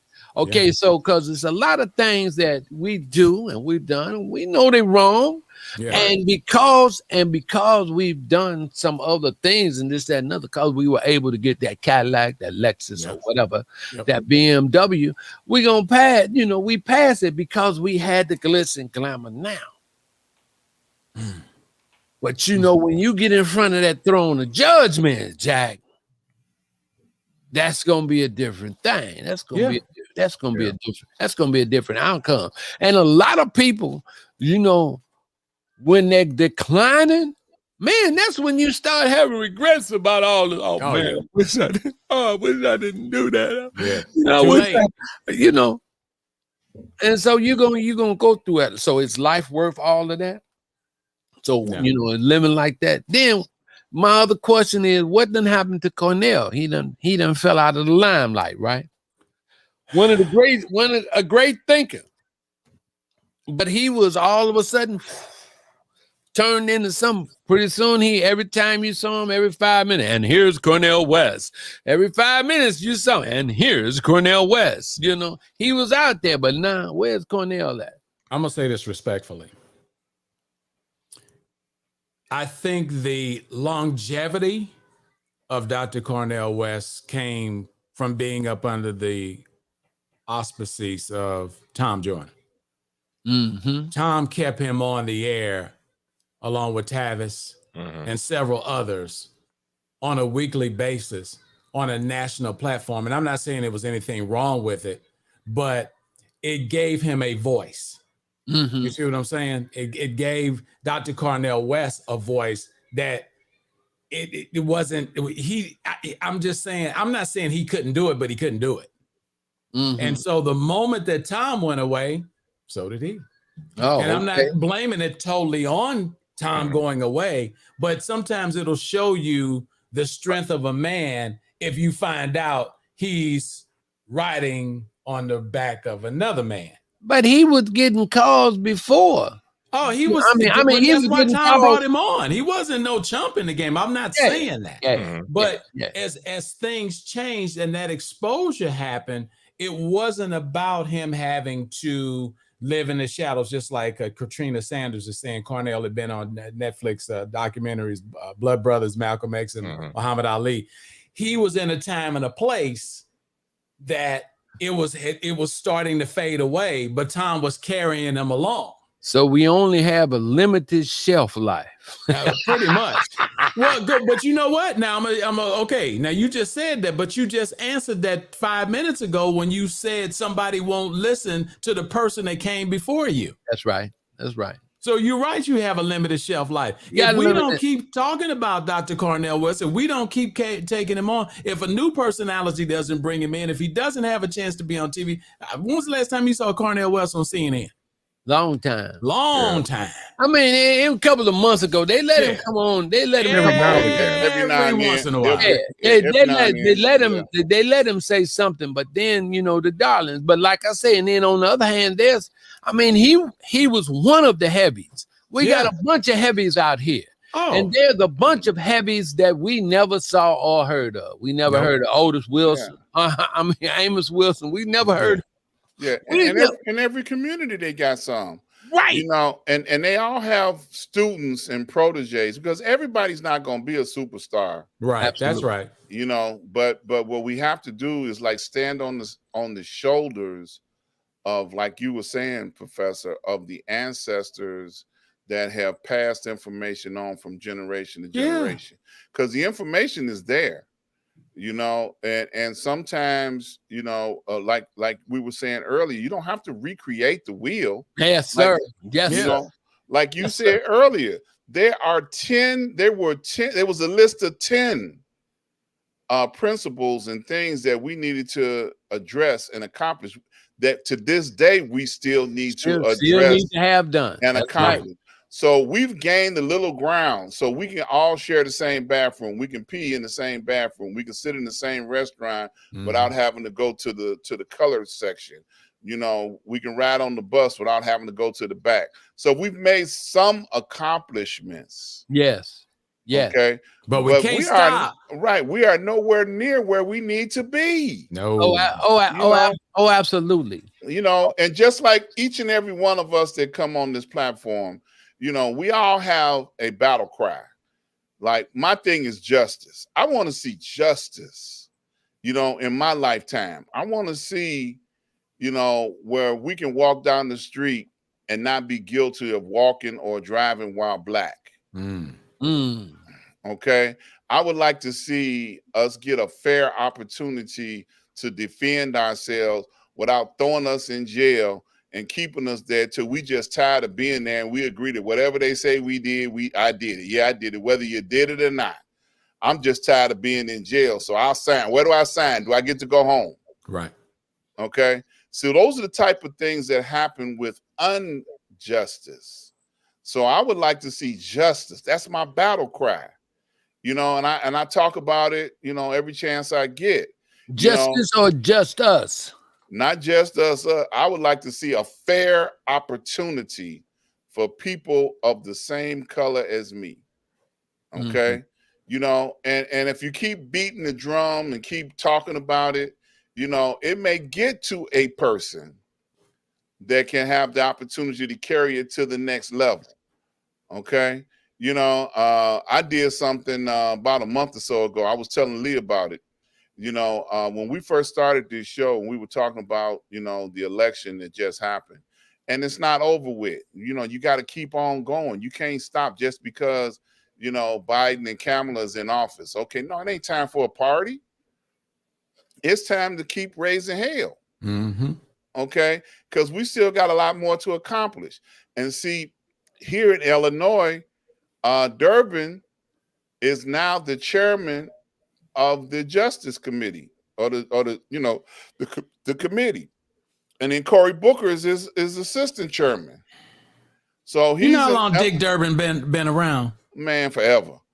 So I reached out to his office. I had wrote a letter, and then of course the 6th happened of January, and everybody kind of shuffled it under the table, like, oh yeah, we still trying to recover from this, revolution that we had that they refused to call a revolution, but that's what it was.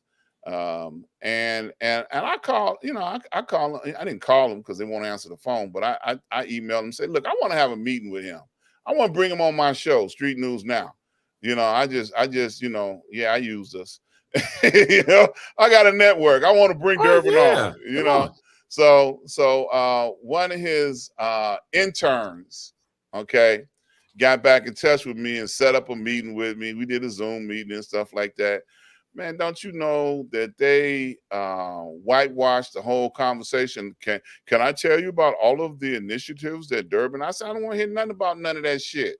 None of it. I want to hear about what's he going to bring before the committee that can actually execute a change on a federal level. He ain't bringing nothing to the table, but Okay. will you vote for me? You know, and I'm like, can we talk about what needs to be addressed on a federal level?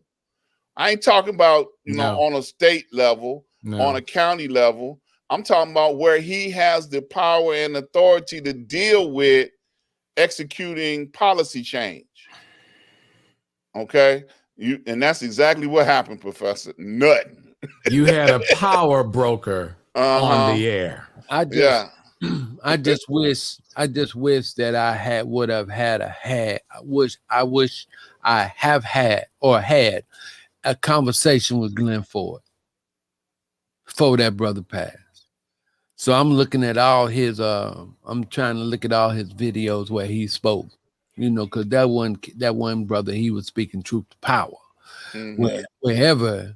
Wherever he was speaking truth to power, and he was like laying down some things how the rep cons or the GOP cons were actually coming in liberal areas, creating dummy organizations to put confusion out there. Mm-hmm. You know, that them cats that's how low they was getting. I don't know if the Dem coms were doing that, you know, but I know the GOP cons were coming in to make like the Black Lives Matter and all these other crazy groups to add and cause confusion so they can do their thing to get back in power. We have yet to see what's really going to come down the next line, because it's like the scene in Roots when the slaves got free and the senator was talking to the racist Lloyd Bridges. And he said, "Oh, you don't worry about nothing. Old Brer Rabbit gonna get to where he go." I don't even want to laugh at that, man. He said, hey, man, don't you worry about nothing. And next thing you know, the sharecroppers, where they was tying the slaves, where the slaves were never able to pay their debt. Nope. Even though they were free. Yep. They were never able to pay their debt. Chattel. Yeah, absolutely. Absolutely. Chattel.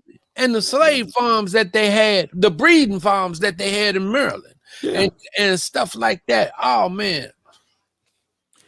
Well, you know, another quote real quick from Roots, the original one he just talked about. Old Chicken George, played by Ben Vereen. Oh, yeah, come on. But my man was like, if your plan doesn't work, always have a backup plan. Yeah. So over the years, I don't think we have a backup plan. We don't think. What are you talking about? You don't think? We don't. Right. Okay. Well, thank you. I was being facetious, but you proved my point. Keep it real. It is real. Here's the thing. We don't. Well, exactly. Sorry. When you look at the blueprint again from the leaders we just talked about, we don't want to step up because we don't want to get assassinated. We don't want to die. Right. But is it worth dying for? Of course it is, because you're talking about the future. Once again, people forget Malcolm X. Then 3 years later, Dr. King. Both men were 39 years old. Mm-hmm. 39, that's young, man. Mm-hmm. That's young. Mm-hmm. But they knew the charge that was ahead of them, which gave them an older aura, if you get my drift. Mm-hmm. They were very wise amongst their years. So when someone has the wisdom and the personality and the knowledge, you gravitate towards that person or persons. Can I step in? Yeah, go ahead, sure. When you're done, make your point. Now I want to come in. Yeah, my point is that we have dropped the ball when it comes to the message because we don't take on the responsibility of what lies ahead if we receive said message. Absolutely. You know, the thing of it is, you made an interesting point about we don't want to die. And probably for our generation, the four of us are on camera right now, you're probably absolutely correct. But for X, Ys, and millennials, they can't wait to die. But they ain't got no damn cause. See, that's what's troubling about it to me, because I feel the same way as Professor. Go ahead. You know, when you said stuff like that, Billy Preston came to my mind. Dun, dun, dun, dun, dun, dun, dun. Nothing from nothing. Nothing leaves nothing. You gotta have something if you want to be with me. So, and we all know that, right? We all know that, but we have not put a positive number on the zero balance that we have in the community already. But Professor, these cats, I mean, they are willing. Chris said it. It's the truth. Anybody that's in our generation saying, you know, I mean, we go back, we've watched Malcolm X movie, we watched King, I mean, thank God it was an ebony and jet. We saw Martin Luther King laying on the balcony of a hotel, blood reading. Man, do you remember when you saw that ebony? I mean, man, I remember that, man. I remember that, and then I was like, when I went down there to see it, now the picture came into my mind, and then I'm listening to all them conspiracies, which the conspiracy on him was like they were saying it was factual. You know, that boy that they said that shot him, he was just a patsy. I believe it. I really do. And I mean, you know, you got the other civil rights leaders pointing towards where the gunfire came from. And it didn't come from there. It didn't come from there. They don't know where the hell it came from. That grassy knoll right across the street. Because they lit him up. They lit him up. Grassy knoll. Yeah. I'm here in Texas. You know, the museums down there, you can go down there. They got an X in the street where the car, where he got shot. Now, you're looking at the book depository building. You're on the 6th floor. How the hell could you have a rifle the rifle? There's no way. There wasn't a straight shot. You would have had to hang the rifle out the damn building. And you telling me didn't nobody see that shit? Right. Nobody saw it. It was a fall guy move, you know. And that fence and that grassy knoll. You know, and like the boy, like the boy said in the Oliver Stone's movie, and when Joe Pesci said the triangulation of fire. Yeah. That's right. That's exactly what he said. The magic bullet theory. Magic bullet. Oh man, it jumped out of Connolly. Yeah. Went up in Kennedy's head. Yeah, that's what I'm saying, man. It doesn't make sense. But once again, my point is, you're absolutely correct. Our generation doesn't want to die, not because we wouldn't die for the cause, but why should we die for a cause that we already know is foolish? And then I'm glad I'm gonna have to listen to it again when I get finished. The song that I call the original rap song, the original poem. Brothers Are Scared of Revolution. What started them all off? These cats lay it out perfectly, and them cats ain't listening, because if it's not about selling no dope, you know, if it ain't about pimping and hoeing, if it ain't about the bling this and bling that, we not gravitating onto that. And it's really hard, right? How you gonna bring something to a young brother today, tell him, yeah, well, you need to go to school and this, that, and another. I want to hear that. When one of the other brothers, right, this boy can give him $500 for 2 days. Yeah, there you go. So you're not gonna win no kid you know, there's no competition to it. Yeah, you're not gonna win. You're not gonna. And he win don't even give a damn if it may be putting his life in jeopardy. Yeah, but they don't get listen. You ain't gonna do nothing but spend 6-7 months. Don't even worry about it. We got it. Yo. You know, 3 hots in a cot. You will not be able to convince the young brother. And then, oh man, I ain't listening to you, old man. You talking about that old right and the wrong, pie in the sky stuff. You see how much, and they'll pull out more money that you done made Oh, the whole dude, month. they blinged up the whole 9 yards. You know, yo, nigga, you don't know what you're saying, man. You know what I'm saying? I'm getting these. I'm getting, man. We need to go get these bags and shit. You know what I'm saying? So we can go on, you know, do what we got to do. Cause you know, my girl over here, you know, she trying to do this, man. I ain't trying to hear that shit. You know, so this is where I'm doing, man. You know, this ain't no King or no Malcolm X movement for me. You know what I'm saying? Right. You know, so that's hard, you know. So that's hard being a wholesome brother, doing this, that, and other until they go to jail, until they go to jail, or their mothers become, you know, the mother is at the funeral partaking their body to the mortician. You know, because there's only two options: you either death or you going to jail.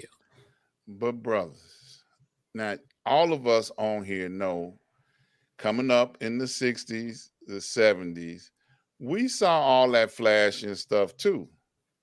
Because we had pimps in our communities. We had drug dealers in our communities. Superfly.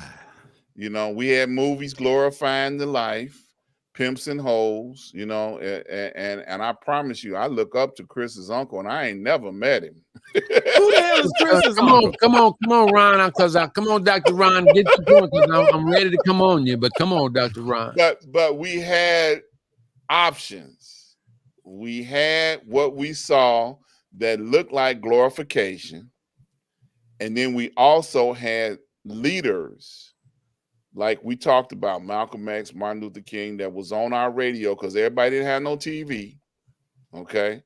And we heard things and were exposed to things, and our parents influenced us to be more towards the positive than trying to hang out with them, you know, big platform shoes and them big hats. Right. I'm glad you took a cold left turn, because I didn't know where the hell you was going. Because my daddy ain't never saw Superfly, didn't give a shit about Ron, whatever his name, with the damn El Capolaro Cadillac. Ron O'Neal. Hey, my parents didn't give a shit about none of that. And they talked against it. Didn't even bring it up. Yes, they said, look. You couldn't have a conversation with them. You know, yo, Dad, well, what I'm trying to say is, you know, because, like, you know, you've been working at General Motors for like 35 years and stuff. And, you know, you want me to go to college and everything. And that's a real nice car that the Ron O'Neal guy has. It's like a real nice car. And, did you see that mint coat and that fine ass woman that was hanging on? I remember seeing the movie and going to the store next door and gotten 5 turtlenecks. You know, one that's for each color of the week. You know, that's a big elephant in the room in our community, right? Yeah. Because, and that's always gonna be there, right? Because that's the same thing when you look at the Godfather of Harlem, right? Yeah. Okay, so you know, Bumpy is this great drug dealer putting all this poison in the community, but yet he's still doing something for the community. He got feelings. Yeah. You know, so feelings. Man, so but and so, you know, ain't nobody gonna tell that, you know, oh man, they selling dope right next door to us. Ain't nobody gonna ever say nothing about that. Mm-hmm. But yet we gonna still talk about how the community has this 500-pound ball and chain on our leg and why we can't run. That's because we don't want to be loose. Yeah. We'd rather find out what Chris did with the doogie. Chris, what you do with the doogie? Chris, you get the doogie? Hey, you know, and so you know, please listen to Brothers Are Scared of Revolution. Yeah. By the Last Poet. Listen to that. Listen to the first verse, and then listen to that verse when they use the F word. Oh, them is 2 of the best verses in the world, because he say a brother will F if it could be word F could be F. Yeah.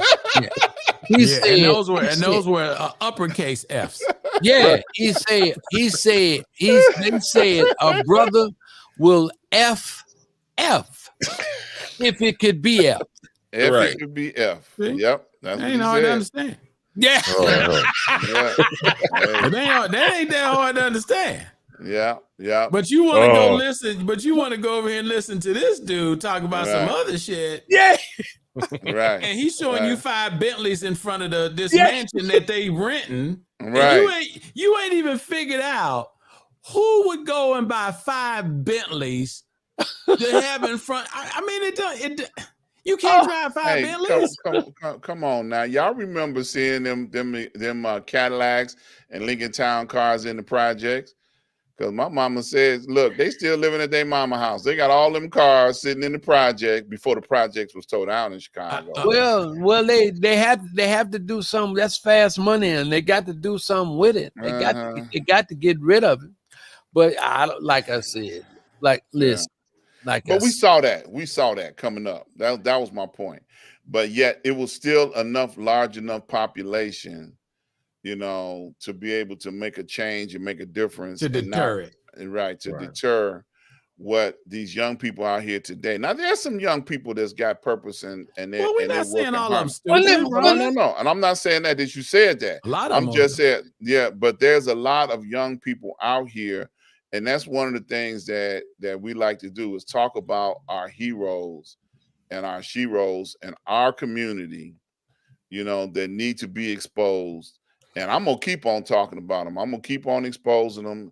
And I'm going to try and make sure that everybody know where they at so that they can get the exposure and the blessings that they got coming for the battle that we all are in. Do you know that there are limited summer programs right now?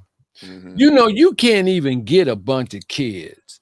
I mean, you can't even get 10 to 15 guys to be on a 16-inch softball team. Mm. You understand? Mm. Listen. We used to play for a dime a man. Wow. 10 cent a man to win a game to get 2 bricks of wine. You ain't gonna never get no Bentley like that. Right. But I'm just talking about, so any type of organized activity, sports. Right.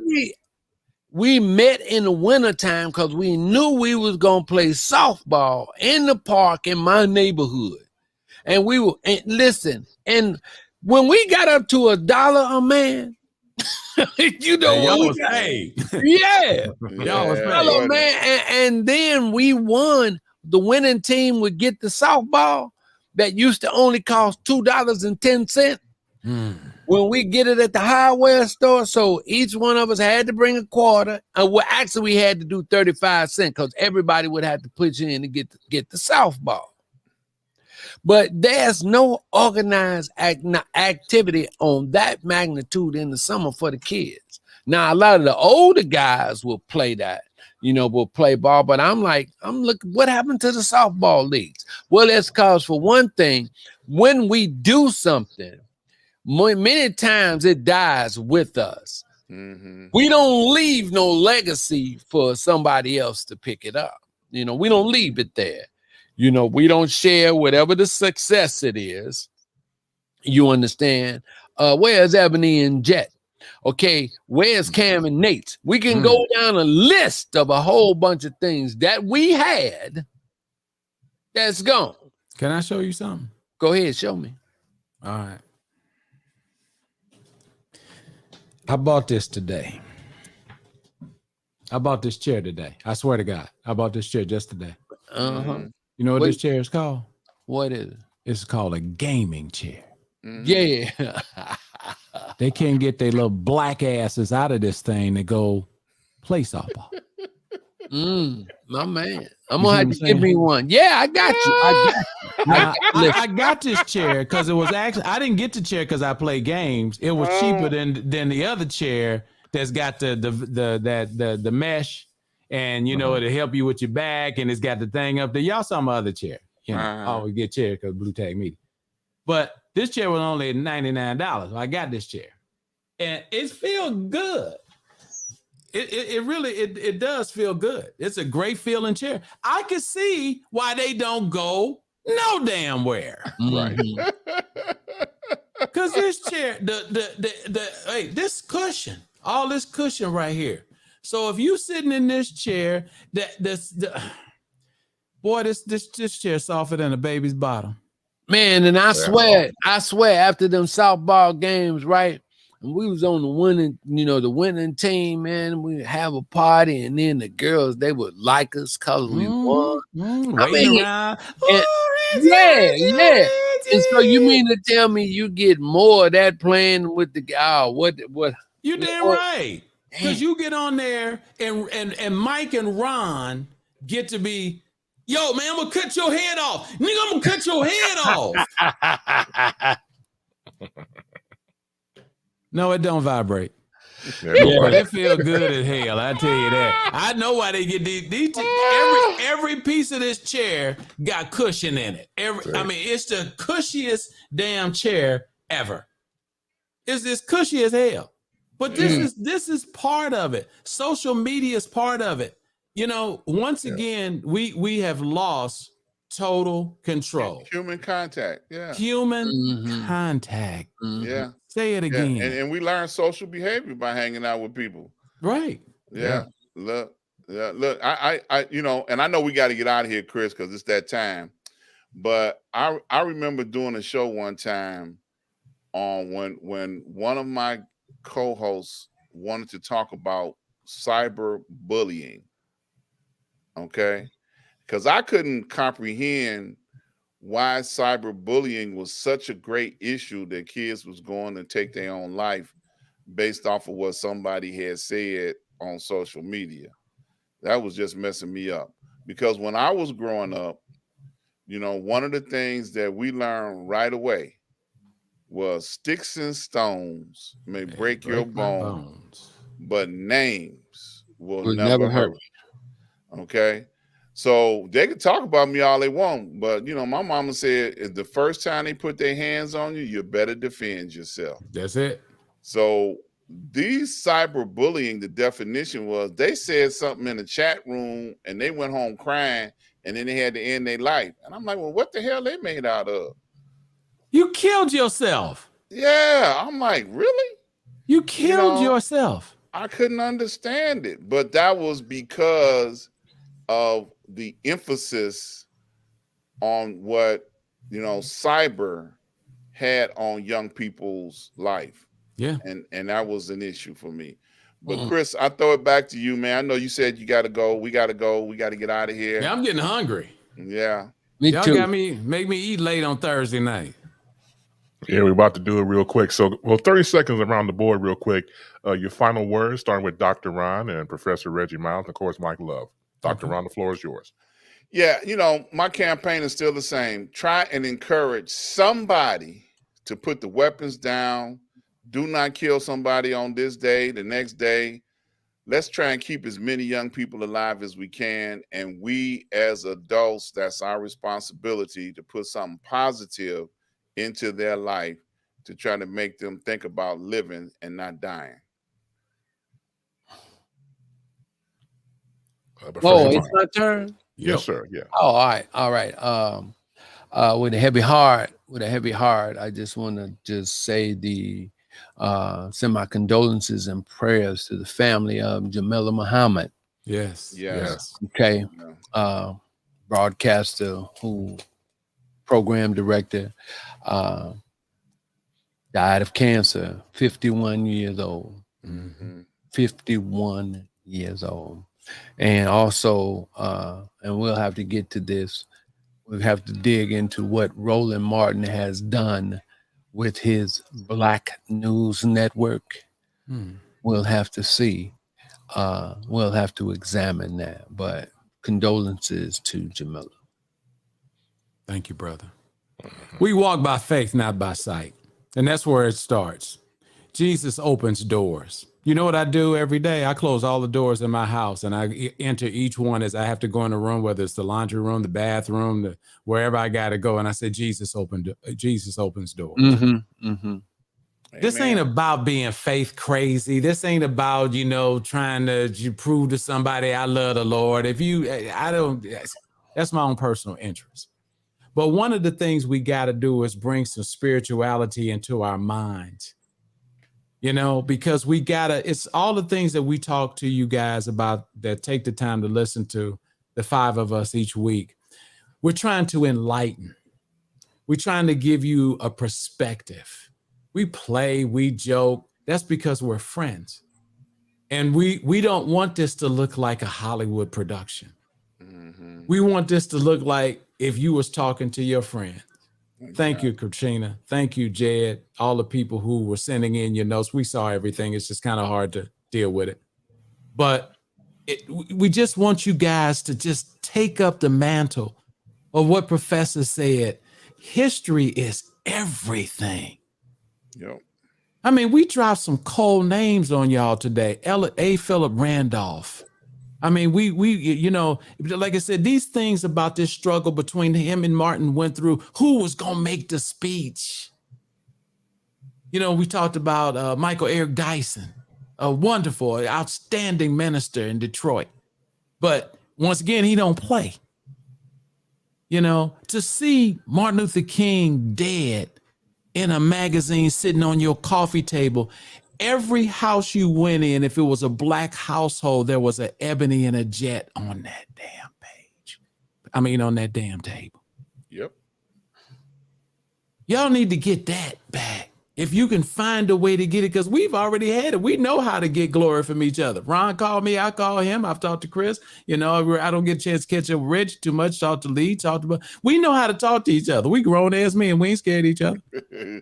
Yep. Don't be afraid. That's all I want to say. Don't be afraid. Amen. And for me, just because you get to a certain age does not mean you know everything. Damn right. You know enough. You've achieved knowledge. What's wrong with achieving more? Amen. What's wrong with being better versions of yourself? What's wrong with being better than if you're being blessed to wake up the next morning? Yes. To be better than who you were when you laid down to sleep. Yes. Ooh, he going. Where is Kyle at, Ron? He got one. So the ability to evolve, the ability to be better than who you are is our own individual challenges. And we can do it once we put our mind and body and soul into it. And going back to KRS, one of my favorite rappers of all time, 3 basic words. You must learn. You must learn. Just that simple. Yes, sir. Catch us every Thursday night, 9 p.m. on the East Coast, 8 p.m. Central, and 6 p.m. on the West Coast. This is Street News Now. And also catch us on YouTube. Go to YouTube channel, type in SNN Street News Now.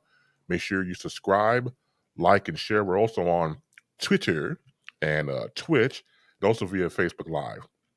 For Dr. Ron Ford, Professor Reggie Miles, Mike Love, Buck Wilde, our fearless leader, Lee Michaels, Chris Bass. We do it every Thursday.